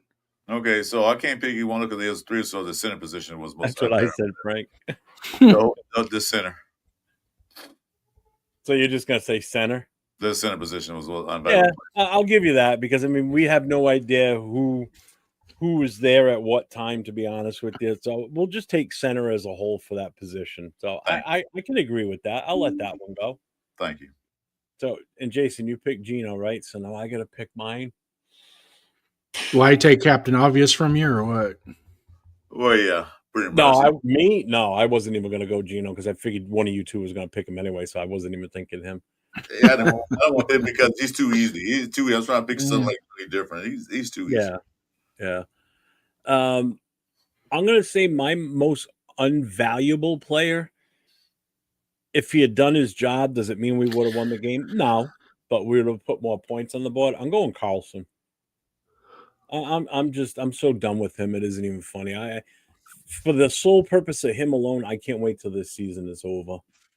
I I can't. I can't even watch the screen when he comes out to kick. I really can't. it just disgusts me that how he's missing such basic. This is your job, man. You come out. You have one job to do. I had two. You kick off in your field goals and extra points. You got one job to do. Let's kick a goddamn football. All right. I don't profess to be a great kicker. The last time I did any type of kicking was back in high school on the JV squad. I punted. That was it. That was very limited time. Because in high school, you never punted. You always went for it. So I don't know what it's like. I don't know the pressure. I don't understand it. But come on, man. You're paid all this money to go out and kick a ball through two poles in a dome with no wind conditions. How is that on grass, on solid turf? No dirt, no nothing. It's easy. How is it that hard to do? Especially when it's like a PAT or something inside of 30 yards, which should normally just be a chip shot. I mean, I've seen guys win, go out there and they have one kick to hit the field goal. It's a 45-yarder, and they win $800,000. I've seen people go out there and do it. One kid I saw do it barefoot, and he got it. It's like, are you shitting me? I don't get it. I just don't. And how far he fell so fast. And within one full season, so from about this time last year when he bailed, when he fucked up in the KC game to now, in basically 1 year's time frame, he's gone so far downhill. His accuracy is off. I am glad we didn't. And everybody was like, "Oh, we need to sign him." I'm glad we didn't. Thank God. Yeah, we didn't extend him. We re-signed the right kicker, and that was AJ Cole. Yeah. Thank God we got him back. But yeah, that's mine. I'm going with. I could pick somebody on the offensive line, but where do you start there? I'd have to call the whole unit because they all sucked equally. Even Glaze got burned bad on quite a few plays, and he wasn't against Garrett either. So no, he was. He had Garrett on him because Garrett was moving around. Man, Garrett was everywhere. He was left side, right side, middle, playing just off the line a little bit like a linebacker. He was everywhere on that field. Yeah, that is everywhere he was. He had an impact. What killed me when he was on line of scrimmage, he lined up like a linebacker and ran in and just ran over the center. Do you see the guy where he's lining up? You know what he's going to do. He's a full head of steam. He's going to run you over. That's exactly what he did. Just ran him over. I honestly think he's giving Jamarcus Russell a run for his money. I think I would rather have Jamarcus Russell right now at his best than Geno Smith at his best right now. Jamarcus wasn't in the league for 13 years before doing this. No, he did it his first year. Yeah. Well, at least I know he was a big body man. He can take the hit. If he was going to run, he's going to go for the first down or the touchdown. At least that was one good thing that I saw Geno do yesterday. He kept running and got the first down. When he could have slid, he still took a little bit of a hit. Should have done that last week. He would have had a fucking touchdown last week. Yeah, it's Jamarcus Russell. He's so big. Like I said, if DB come on a blitz, they'll just bounce off of him. At least he'll have that. What's up, Raider Moore? Yeah. Yeah, and you see all these other kickers nailing a kid first year in the league, Littleton or whatever the kid's name, right? This is his rookie year. Hits a 70-something yarder on us. Get the fuck out of here. Yeah, 68-yard field goal. Yeah. Get the fuck out of here. Yeah, right. Get the fuck out of here. That's the East Coast. Even though I'm not Italian, that's the East Coast mafia side over here. Yeah. Forget about it. Yeah, there you go. Bill, there's a girl on YouTube that routinely hits 50 yarders and she's hot. Oh, yeah, I see that girl. Yeah, Frank Webb is picking Geno. Vincent, yep, he's got the same amount, 13 TDs, 13 interceptions. That's horrible. I don't care if he's accurate. He's not accurate. He's how many balls he overthrew? Yeah. Jeez. Hey, on a good note out of this game, Genti's now leading all rookies in touchdowns at 8. So, yay! I still say that there was another running back in this game yesterday is the one that we should have drafted because that means we would have probably taken an offensive lineman. Junkins. Yeah, I'm telling you, there's two guys out there that I wanted that are playing pretty damn good, and that's Junkins and Trevion Henderson, both Ohio State guys. Oh, running backs. So, yep. I stay away from Ohio State quarterbacks. They have a tendency to suck. Harvey's not playing too bad for Denver. No, He's doing but pretty good. when you look at what And Trevion- Scatterby was rocking until he got hurt. Yeah, he was. Hey, did you see the Patriots? Both their rookie offensive linemen went down yesterday. Oh, Campbell really? with a knee, and I forget what the other guys got. Yeah, they could both be out for some time now. Looks like Baker Mayfield might be out too for a while. Oh yeah, he fucked his arm up last night or his elbow or something. His Shoulder. Yeah. I didn't even realize that was Teddy Bridgewater last night until you put it in the chat when I asked, "Who the hell is that?" That's I asked because my wife was watching the game because Who the fuck is that? I said, His name. He said, "Who's playing quarterback?" I said, "I don't know." I said, "Who is that?" Teddy Bridgewater. Like what? And that guy got around, huh? Holy crap! Yeah, out of football to a coach, and now back in football. yeah. And now the starter for the Tampa Bay Buccaneers. Moving forward, yeah. No, they're going to be hurting. But Memphis just got signed by the 49ers. nice. Yeah, he's good too. Clearly, there were a lot of good running backs last draft. Hampton is good too, but unfortunately, injury. Yeah. That was the one thing that draft class last year was deep in, was running back. We didn't have to take Genty when we did. We should have. You know what? I digress. I know. I get frustrated as it is when I keep thinking about what we could have done, what we should have done. It's over. Yeah, but what offensive lineman would you take with the 6th pick? Who said I was going to keep the 6th pick? Yeah, exactly. You have to find a trade. You have to have a trade partner before you could trade back. Oh, there's plenty of trade partners out there. Yeah, I get that. There's teams out there that would have been jumping at Genty. Are you kidding me? Yeah, there's plenty of trade partners. But what were they going to give for him? Well, first of all, we're going to swap first rounds, and I wanted a second. So you give me your first, we swap. You get the 6, I get whatever number you have, and you give me a second round pick. Okay. So now I have 2 second round picks. Now I can go and I can move back in the draft, get the best offensive lineman that's available then, and then come back in the second round and grab one of the running backs that are going to all be available at that time, except for Amari and Hampton. He was the only one that was already gone, I believe, and Genty. So you're saying the 6th pick is only worth 2 picks? You could have got more, possibly. I'm not saying no. So the value your draft pick, when you have the pick where you're on the board and the value what you have versus what somebody's willing to pay to move up could be a huge. And when you start to get 5, 6, 7, 8, it changes dramatically. Well, especially depending on what type of talent's on the board. That's why you have to look and see what teams are offering. Some teams may offer more. Some teams may offer just enough. Right. Like right now, say we finish the season with the number 2 pick, right? Mm-hmm. And we want to move out of that because we want to accumulate some extra picks and really bring some bodies in that we think can really help this team in the now, not in the future, in the now. So we take that number 2 overall pick, we put it up there that we're willing to move out of that spot. I guarantee you with that number 2, you can get you should swap your first round picks, get a first rounder in the 27 draft, and probably get a second and maybe a 4th rounder in this current 2026 draft. So now that gives you the first round pick this year. Still, just don't know where it would be, depending on who you want to trade with. A second rounder, so that gives you 2 second rounders. You get an extra 4th this year, so you gain 2 extra picks.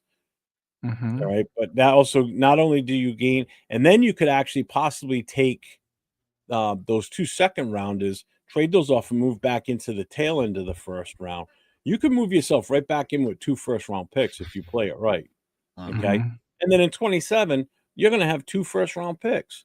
You're not going to be winning the championship, so you're going to be picking somewhere in the 10s or above. So you're still going to have a decent pick, and depending on who you trade with, you could do something with that pick too. You could trade that away and move up again in next year's draft, because I think the quarterbacks coming out in 27 are going to be better than 26, if I'm not mistaken. Correct? There's a potential to have a better quarterback class in that one versus this one. Possibly. There Everybody's is, clamoring but for us to take Mendoza, but until we can guarantee that we're going to fix this offensive line, I wouldn't be taking a rookie quarterback at number 2. I'm sorry. if you do take a rookie quarterback, it's with the intent that he's not going to play behind that offensive line.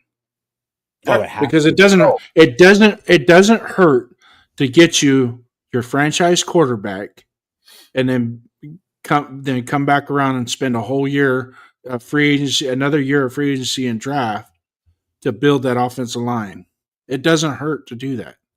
Yeah, it doesn't hurt. Like if that's the guy you know that 10 years down the road is going to have some jewelry on our hands, you know what I mean? And it has to be in that. And there's like, I mean, I know Green Bay was fortunate because it just went bam, bam, bam. You know, it just went from Favre to Rodgers to Love, you know. And I know the Chiefs had Alex Smith, and then it went right into Patrick Mahomes. And Patrick Mahomes got to sit a whole year to allow them to develop that roster a little bit better, which made it go bam. But it wouldn't hurt. It wouldn't hurt to take the quarterback at number 2. It wouldn't hurt because he knows he's going to say if Pete Carroll's still there, Jesus going to be the start. It wouldn't hurt to have him sit, and you can build around that. Because you guys remember Josh Allen wasn't that great his first year. But what the Bills do, they start building around, getting better offense, running backs, getting receivers. So it won't hurt if they're going to take Mendoza at number 2. Josh Allen was bad until Dayball got there. That had nothing to do with the team around him. It was the offensive coordinator that helped. They still put players around him, regardless who was offensive coordinator. So it wouldn't hurt to take him and put players around him. Now, who's going to be offensive coordinator next year, we don't know. But if you're going to take a number 2, fine. But he should not start any game with his offensive line, even preseason. He shouldn't even get in too much with a couple of plays and get out because you don't want to fracture his confidence or get him hurt, seriously hurt. So they want to take Mendoza number 2. If they got number 2 pick, all right, go ahead. But build around him. Just say, we got quarterback. I don't think we have that. I think the highest we're going to pick is 3. But most likely 4 or 5 is where we're going to be. You could still warrant it. You could still pull probably 2 first rounders out of that in the trade. First round this year, first round next year. Yeah, but what about other glaring needs? I know we need to rebuild the offensive line. Don't get me wrong. Okay, and we can still do that in the second round, in the third round, in the fourth round, in free agency, right? We can still trade for an offensive lineman. Mm-hmm. You know, so we could still make a trade, maybe do a player swap or a future draft pick to go get an offensive lineman, right? To build that offensive lineman. Is that really, in all honesty, I truly think, in my heart of heart, we only need 2 more people to get that offensive line working the way it should. We need guards. We need one guard, and I'm telling you, I would love to see us draft the best overall center or bring in the top free agent center. Mm-hmm. And the best overall center right now is slated between 35 and 37. And we can easily do that. Which is where we're going to be picking in the second round. Second round. I want a guy that played his entire college career as center. He's bred as a center. Exactly. That's exactly what this guy is. I don't want somebody that played center for 1 year and we convert, we draft him as a guard, but we make him the center because he played it as a senior. No knock on JPJ. I'm not knocking JPJ. I love the kid. I think he's the player that this team needs, but he's better suited at playing guard, and I will take that to my grave, that he's better at guard than he is at center. Exactly what I've been saying. You just need the right other pieces on that offensive line that make this work right. That's exactly what I've been saying. Like, let's get a guy who played that position for his whole entire football career. All these conversions, man, doesn't work. Because, like I said, there's that 2 guys I like that's playing center right now. That one guy from, was that a guard of Jason from Miami? That one dude? I mean, from Florida? Is he a guard or a center? The only guy I know from Miami is that defensive end. No, he played Florida. But he was knocking guys around. Literally knocking guys around. So you need some guy like that who play that position and plays it well. But like I said, this conversion shit don't work. We've proved that many times. Yeah, and let me ask you this, Jason, because you just brought it up about going after offensive linemen in free agency, or this is the same regime. So say nothing changes. Pete Carroll's still here. Everybody's still here. You saw what they did in the offseason this year with trying to bring in offensive linemen. Do you really trust this regime to bring in the adequate guys on the offensive line to help? You already saw what they did this year. They thought Forsyth and Kappa were going to be the help fix on this offensive line. Mm-hmm. Do you still trust them to do that next year? I gotta trust Brian Hunt to do his job.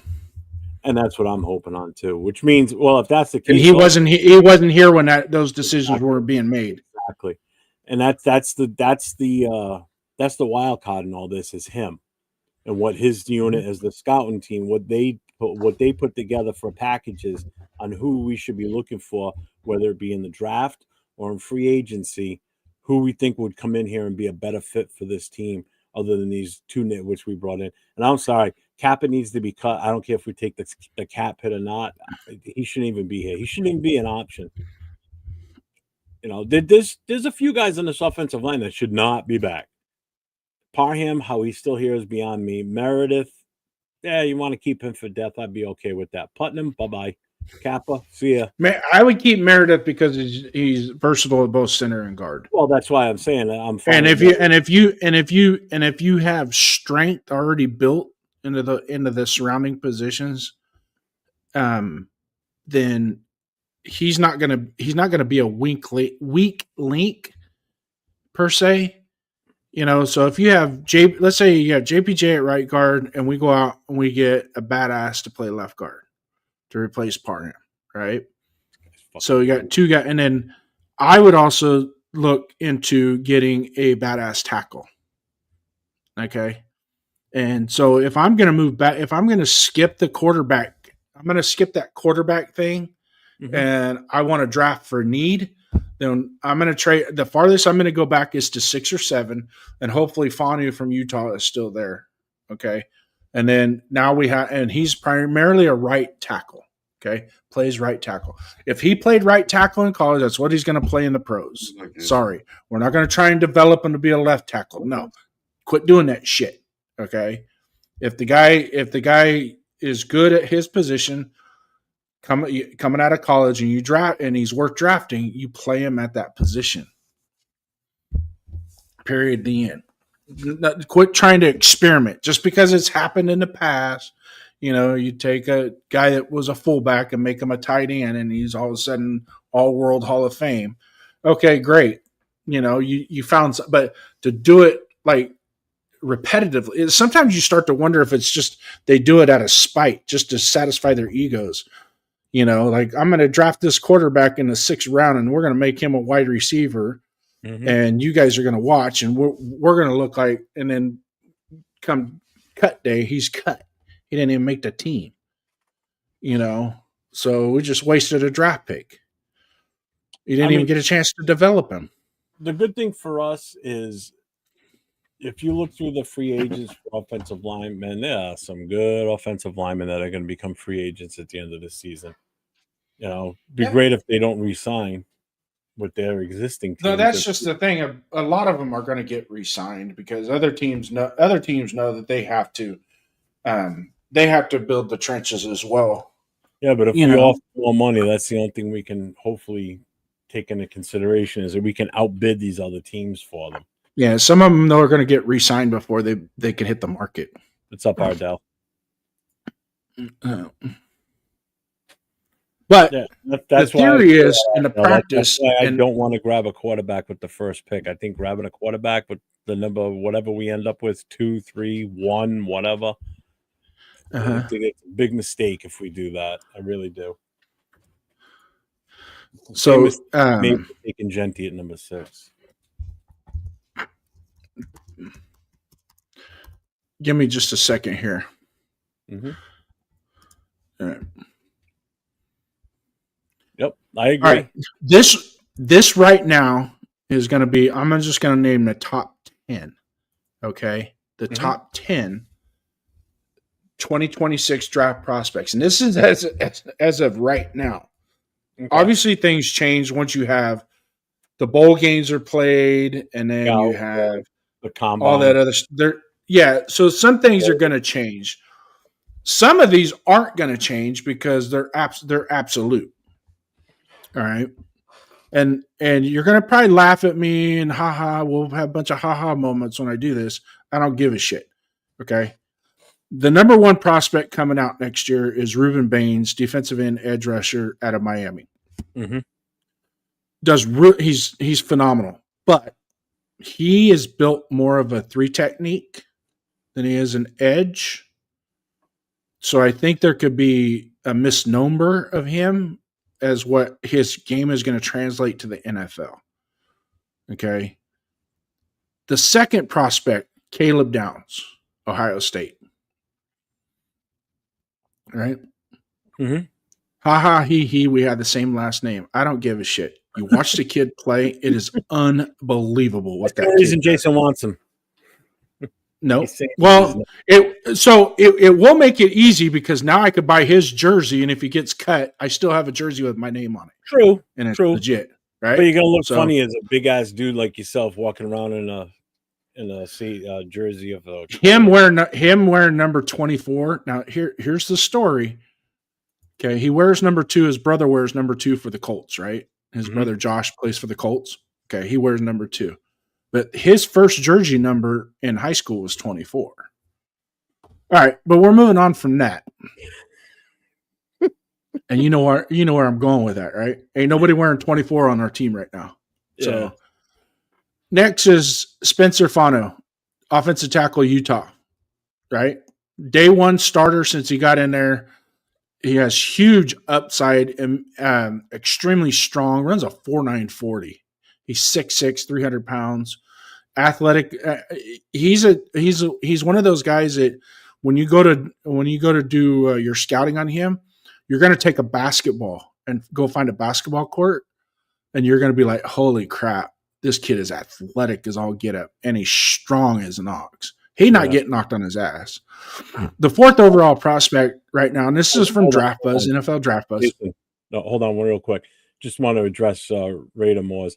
I looked at the free agent wide receivers. The best one out there would be Pickens from Dallas. There's not much out there for free agent wide receivers going into next season. So it would probably have to be the draft, or we just stick with what we got. I honestly he's gonna want to go with wide receiver. The answer's not in free agency. I will say that. No. We're going to have to make a trade for a wide receiver, or we're going to have to draft one. And there's some really good wide receivers that are going to be in this draft that aren't going to be in the top 25. That on a normal year. We'll see you guys later. A normal year. You okay? Nah. I'll see you guys. Talk to you later. Later. All right. Oh shit, we've been on for almost 3 hours. Holy fuck, I didn't realize how long we've been on for. Holy Jesus. Salute to the chat too, man. We've had up to 50, 60 people in here watching us today. Appreciate you guys joining us on a Monday. Sure. So I'm going to blow through this real quick. Number 4 is Ty Simpson, quarterback, Alabama. Number 5 is going to be offensive tackle, Francis Maga from Miami. Really good offensive tackle, super athletic. He has all the physical tools, and he's in his structure. You watch him, you look at him, you see his structure. He's totally built. Number 6 is Dante Moore, the quarterback from Oregon. Now, a lot of people are saying, and including some of my sources that I referred to, are saying that the inner workings is he's going to return next year. Here's the catch on that. He can only hurt at this point, he can only hurt his draft stock going back to college versus helping. Okay, if he's going to be a top 5, if he's going to be top 2 quarterback going into the draft, and there's a bunch of quarterback needy franchises that need a quarterback, I think he would actually hurt himself going back to college than just going pro. Yeah, because all it takes is one injury or a couple, just. Well, look at Drew Aller from Penn State. Yeah, and I knew that was going to happen because he lost Tyler Warren as tight end, which was his safety blanket. Drew Aller was all that in a bag of chips. Well, he was thrown to Tyler Warren. You know what I mean? So Tyler Warren can make a bad quarterback look good real quick. What's up, Smoke? Next one is Peter Woods, defensive line edge rusher. He's number 7 on the board. 6'3", 315 pounds, very athletic, great tackling machine. But he's from Clemson. So I have buyer's remorse when it comes to Clemson. Number 8 is Jeremiah Love, running back at Notre Dame. Everybody's seen Jeremiah Love. Jeremiah Love is the real deal. Yeah. And he'll probably be yeah, we won't be drafting a running back, not in the first round. We might get one in the 3rd or 4th round because we're going to need another running back. Yeah.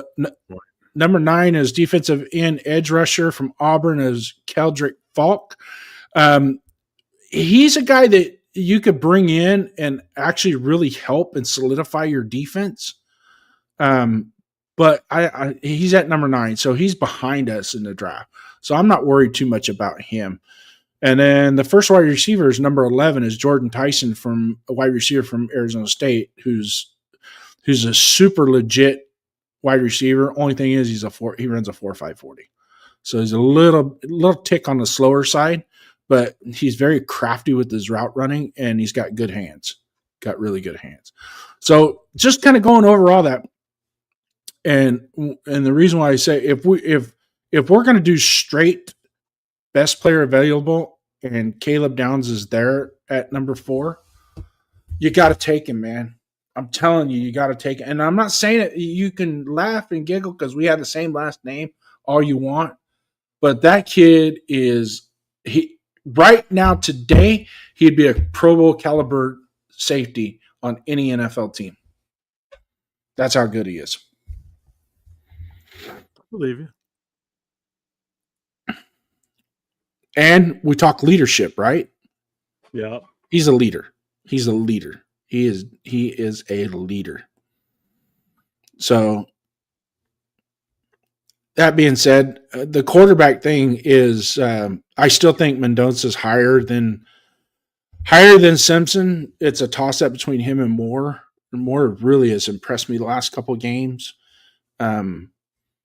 But Mendoza, I mean, come on, man. You go 22 of 24 for 299 yards and 4 touchdowns in a game.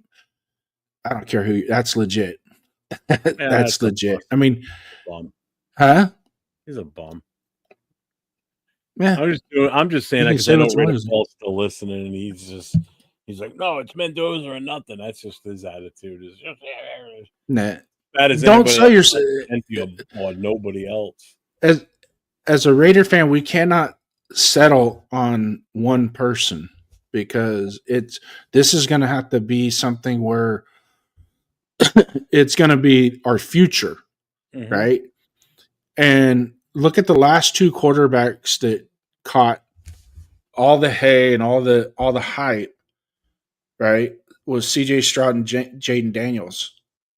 They're not really doing as good, as what people would, and you could say they're getting hurt. Well, that's one of the things is very, very important of a franchise quarterback is availability. Yep.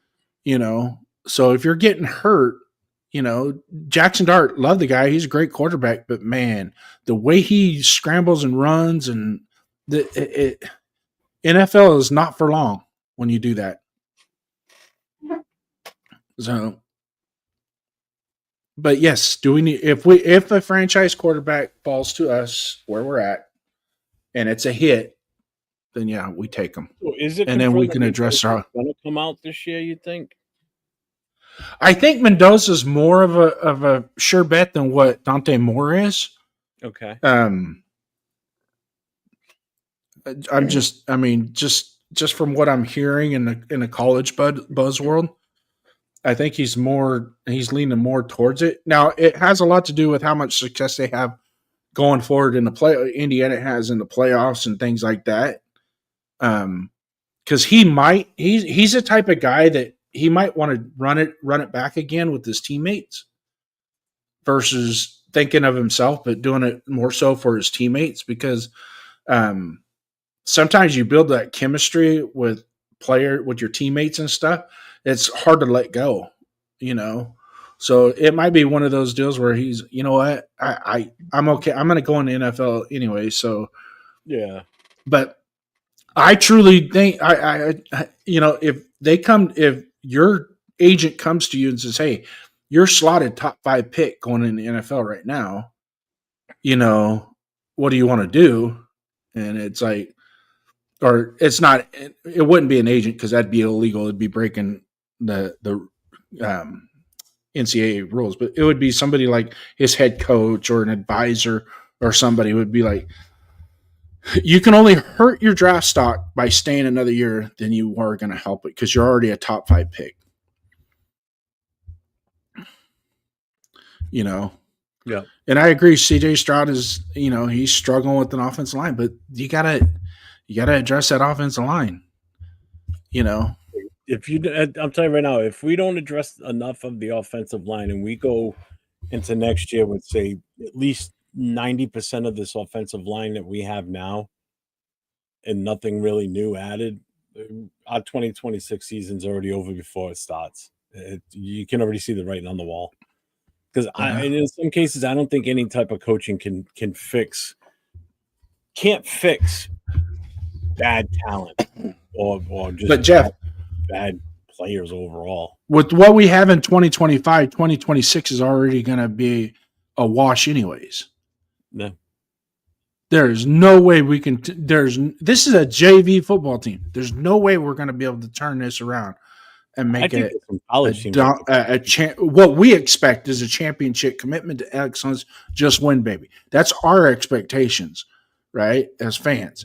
But let's be real. It's going to take a lot. And Spytek's going to have to re-sign or fill 24 roster positions through free agency. That's going to take 80% of that salary cap just to do that, just to fill the roster out. So when we start bitching and complaining about we've got this, 2-star linebacker that we brought in to be our starting linebacker, that's because that's all we can get. Not so much what we can't afford. It's not being cheap. It's all you can get. That's all that's available. You open a bag of chips and you pour the chips out and there's crumbs. By the time you get ready to eat a chip and all that's left is crumbs, you got to eat crumbs just to eat. So, I mean, if a franchise quarterback is there at 4 or 5, wherever we're gonna probably be picking in the 4 or 5. The only way we're gonna go higher is the Jets win a couple games because we can't end up tied with the Jets. The Titans and the Jets. If we end up tied with the Titans, Jets, and the Saints, we're number 4 because of their strength of schedule. Okay. At number 4, I really think that at number 4, I see the Saints probably going best player available versus targeting a quarterback because they drafted Tyler Shaw, to play quarterback, who he didn't look bad. I mean, he wasn't. But you can't expect much out of a rookie quarterback. I would much rather draft that franchise quarterback, put him on the bench, marry him up with the right head coach and the right offense coordinator and the right quarterback coach, pair him up just like a fine bottle of wine with the perfect meal, and just let it marinate for a year. And if maybe week 8, week 9, the season's a toss and you think the kid's ready to go out there and take some live bullets, let him take some live bullets. Don't expect anything. Okay? Don't expect that he's going to turn it around for us because in the history of the NFL, Jaden Daniels was kind of a reckless misnomer as to what happened. I think Dan Quinn rolled in. They actually had a better roster than what was expected, than what most people were giving them credit for. They had a pretty good roster. He was able to coach them up with Jaden Daniels as their quarterback. And then some flash plays were made that he got some dun-a-dun on ESPN, that got everybody's eyes opening. But if you closed your eyes and just look at the totality of it, he did what a rookie quarterback is supposed to do. Manage the game, keep the team from being in bad position, make the plays when they're available. So it wasn't like he came out and just took command of the football game. He didn't. No, Ray Moore, he would count against the cap. What was it, $8 million? I think we said it would be, right? Who's that? If we would have cut ties with Gino. If we cut him post June 1st, it's $8 million. Yeah, if we cut him which means it's $8 million. Yeah, so we would, Most likely, I think after the start of the league year, you can cut them post June 1st, designate them post June 1st. Excuse me. So But what I'm saying is, if we would have just cut him right now, we'd we'd put it on the hook for $18.5 million next year. But if we do it if we for cut it post right now. June 1st, it would only be an $8 million. Yeah. Yeah, so that's a $10 million. Yeah, I think. Which means that extra $10 million, that you would save on your salary cap, you won't be able to spend that until after June 1st. So I guess it's pick your poison then. Mm-hmm. You know, can we get rid of him now? I don't think it would hurt. I don't think it would hurt. I'm curious to see what's going to happen in the back room. If because right now, yesterday's game, AOC was in there as the third string quarterback, Mm-hmm. and Pickett was number 2. I'm curious to see if that flip flops this week. If AOC 12 ends up being the backup and Pickett flips to number 3. Yeah. I don't think depends on how much. I'm curious to see what's going to happen. Like AOC 12 going to start over Gino. That ain't going to happen. As long as Pete, I don't see that happening. It depends on how much autonomy that Olsen's going to have set in the roster. And that's you just hit the nail right on the head. That's how much control are they giving him? I know he's the interim head offensive coordinator, but how much overall control are they giving him with this roster on the offense? You know, are they going to let him make changes? Like, are they going to let him say, hey, listen, I think if we're going to run this type of system or if we're going to run these plays, you know, O'Connell might be the better option versus Gino. You know, or Gino's the better option, so we're just going to keep with him because what we want to run requires a quarterback of his talent. You know, that's what it's going to come down to is if he can make those changes. You know, can he instill with Pete Carroll that, hey, let's get Rodgers and let's get, you know, Grant out there and let's see what these guys can do. You know, is he the guy that's going to hopefully bring these two into the fold to get them some playing time? You know, is it a simple fix? Like, not a simple fix. Sorry, take that back. Is it as simple as letting them, you know, him talking to Pete and allowing them to play? Because they got to play. They have to get in the game at some point this season to truly see what these guys do in game time decisions. Because other than that, all you're seeing is the little bit of preseason, and then you got to wait till OTAs next year and then training camp. And you're still not going to get the true sense. It could be that whoever we draft next year come in and they're way better than these guys just out of pure talent. And that's great. If that's the case, then that's the case. But still give these guys a shot. Let them see what they can prove their worth. You know, let them earn that third round pick value. You know, just having them sit there is just that's not good coaching, I think. It's either not good coaching or we picked them in the wrong spot. And I think that's what ultimately is going to come down to. I think that's when you pick somebody of their caliber in the third round, you're expecting those guys to be early contributors to the season, not sitting here towards the end of the season still haven't even touched the fucking grass. Yeah. You know. See, I don't think Caleb was a reach where we picked him at 98. I don't think that was a reach, but the Grant at 99, I think, was a little bit of a reach. No, I agree, and I think Caleb Rogers was definitely the better of the two. I think he went right where he kind of should have been. Yeah. But you know, that also same thing goes for Betch. You know, our second overall pick, and he's barely even played. You know, Thornton, the 4th round pick, who we thought was going to be the next greatest thing for us. Well, not us, not me anyway. I never even thought of him as an even starter, but. I think Betch has a place going forward on this team. I think so too. I think he's got more potential because he does when he is given the opportunity to make plays, he makes plays. But I mean, one catch or one attempt or 2 attempts or 4 attempts. You know, he's out on the. You know, last week he was on the field 9 plays. You know, and none of them were called. It was like the third option. Well, Gino's not going to his third option. So if you're to the third option, you ain't getting the ball. You know, unless the ball gets tipped up in the air and you happen to be in the right place at the right time.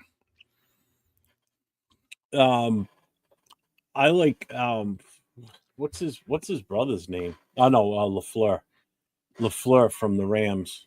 Back coordinator. I wouldn't mind him. I would take him as a See for sure. Yeah, Joe Brady. Another good one. You know, I think he would be okay. Could you imagine if he sticks with Olsen for next season? I just don't want it. He of all people is definitely a retread because he's been here twice before. This is his third go around with the Raiders. Mm-hmm. I'm done with the whole retread shit. I want a fresh, new face in across here the board. that's never been a head coach. Across the board. Maybe been an OC, but somewhere else, or one of these bright guys, these bright young guys that can come in and make a change. Bring that new energy in. Instead of bringing in these old rehashed coaches, like McDaniels and then Pete Carroll and AP kind of was that guy. That fresh start, that younger vibe, that kind of moving us up in the times. But then we just super regressed by bringing Pete Carroll in. Now, don't get me wrong. I was all for Pete Carroll when we first said that we were hiring him. But yeah, I still like Pete Carroll. I just don't think too, he's doing a good. I don't think he's doing a good job. I think interpersonal relationships has been his biggest. It's not so much the coaching in and of itself. I really truly believe his interpersonal relationship with some of the players is what's causing this descent. Because when it comes to the X's and O's and strategy, he's right up there with the tops.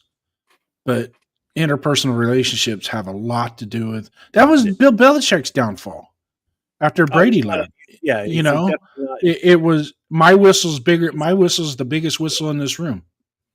But he's very friendly to the players he likes, like the really good players. Except for Brady. Him and Brady didn't. People have this misconception that they were best buddies. They weren't that friendly with each other. There was towards the end it started to get a little chippy. So I think we're gonna get ready to call it here. You got any final thoughts on everything that went down this weekend and going forward? No, you know what? To be quite honest with you, Jeff, it kind of played out like I expected. However, I still thought that they would have been in a position to win the game at the end of the game and kind of make it somewhat competitive. But whenever you go in against another 2-8, you're 2-8, the other team's 2-8. Nobody's expecting a championship caliber football game. Nobody. I thought it was just going to be a defensive battle. But at least with 8 minutes to go, we're down by a score or we're up by a score, type thing. Yeah, and make it look like you care. That absolutely, the way they played yesterday, it absolutely like they didn't care. Oh, they totally didn't. You could see it in their faces and just their effort on the field. It was a I don't give a fuck type game. That's how it felt to me anyway. That's the U-Haul. It was a U-Haul game. Yeah. And we got seven. We got how many more games we got left? We got 6 more games left. Shit. 6 or 7, right? What are we at now? 6. We played 11. 6 games. Yeah. Or 2-9. God, that is so bad. 2-9. Yeah, we're gonna be 2-15. I don't see us. But if we go 3-14, it better be the last game of the season. And that's what I was just going to say, because it was going to tell you what Raider Moore's post here. He goes, I was just invited to week 18 versus KC. If it's a win, I'll go home for a game for KC. I want the QB. Greg thinks will give us the best chance. Yeah, if we're going to win one more game this season, I hope it's that one. And I hope it's a stipulation where if the Chiefs win, they're in the playoffs. But if we beat them, they get knocked out of the playoffs. Because that would just be, if that's our only division win this season, great. We still got to play the Broncos and the Chargers one more time. We got the Chargers this weekend. That would just be awesome that we knocked the Chiefs out of the playoffs. I mean, that nothing better than watching Mahomes, have to get back on the plane back to KC and cry because, hey, that's the end of your season, buddy. No Super Bowl for you, bitch. Our preseason predictions, I was at 6 to 8 wins, but I said week 17. We play the Chiefs, and the Chiefs are in line. Bob Levy. He just turned 100 at the Pro Football Hall of Fame. They sang happy birthday to him. Hey, SoCal Sal, what's up, brother? You're in just in What's time. up, SoCal? No. Yeah. We were up to almost 60 people in the chat. We're at 35 now. Once again, thank you guys so much for coming in and joining us on this Monday morning. Definitely. I normally am not on Monday Morning Quarterback. It's usually Bill and Ted. But I asked to come in this weekend. It's part of the 401 Raider Jeff Productions franchise. I am a paid employee of the company, so I thought I'd ask if I can volunteer on my day off to come in and assist. Right, and the boss was gracious enough to let me in, and I appreciate that. You're a dick. Yeah, he is 100 years old, man.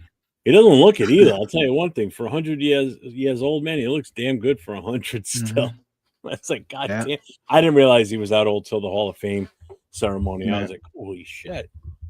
So, all right. I will be on tomorrow night with the Most Notorious Podcast.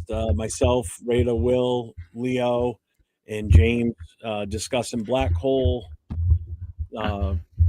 things going on with chapters and events. We will talk yesterday's game for sure. Wednesday night, the Raider Connection, myself, Leo, Jay from Just Raiders Baby, LV Raider 10 will be on Wednesday night, 9 o'clock Eastern Time, 6 o'clock Pacific. You might want to tune in for that one or you should tune in for that one because we're going to have something a little bit special we're going to be doing on the show. So you don't want to miss that one. So it's going to be fun, but it's also going to be aggravating, but it'll be fun. You don't want to miss it. And Thursday, there is no Raiders Coast to Coast because it's Thanksgiving. So, and everybody's going to be lit on tryptophan. Yeah. I don't know. Coast to coast. Huh? Yeah, turpentine. Yeah, but everybody's tripped out on turpentine. That's what my kids used to say when they were little. It's tryptophan. Bill and Ted's Excellent Adventures is Crystal Piss. I don't know what's up with Chris. I don't know if he's not feeling good or what's going on, but he probably got yelled at. Bill said he's glad you're on, Jason. Friday night is still a go for the live mic drop. Make sure tomorrow night you check out Chris's channel. He's on the Cover 3 with Raider Nation Jason, Chris for Raiders, and Chewy's News and Sports podcast. So make sure you guys tune in for that tomorrow night. I believe they go on at 9 p.m. Eastern, 6 Pacific. So make sure that's why you have to have your notifications on. So make sure hit that bell, subscribe. Go to Chris's channel, hit the notification, hit the subscribe, hit the thumbs up for today. Do the same for Jason's channel. It's Raiders First Downs. Make sure you go over to his channel. Do the same. Hit the sub, hit the like, hit the notification. Because he doesn't really come on set shows except for Friday night. But sometimes he will pop in on a live here and there. So you want to have those notifications on because he brings a wealth of knowledge to the shows. And I love having him on, and I love doing our primarily Saturday nights. Yeah.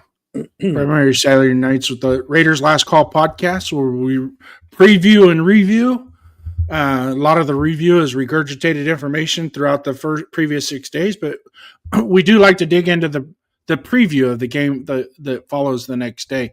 Also, we like to bring in a little extra content. Jeff likes to do his trivia questions. I don't know why you do trivia anyways, but it's fun. Yeah, he likes to do his trivia, and we have a little bit of fun towards the end and bring in the dialogue with the chat. I have to apologize. I haven't really been bringing much of the dialogue, Jeff, with the chat, but I've been kind of standing back today. Normally today is not I'm not on Monday Morning Quarterback, so I'm kind of trying to step back and just help you guys out a little bit. He's like a fixture in a room. He's just taking up space. I could take up a lot of space too, let me tell you. I know, that's why I said that.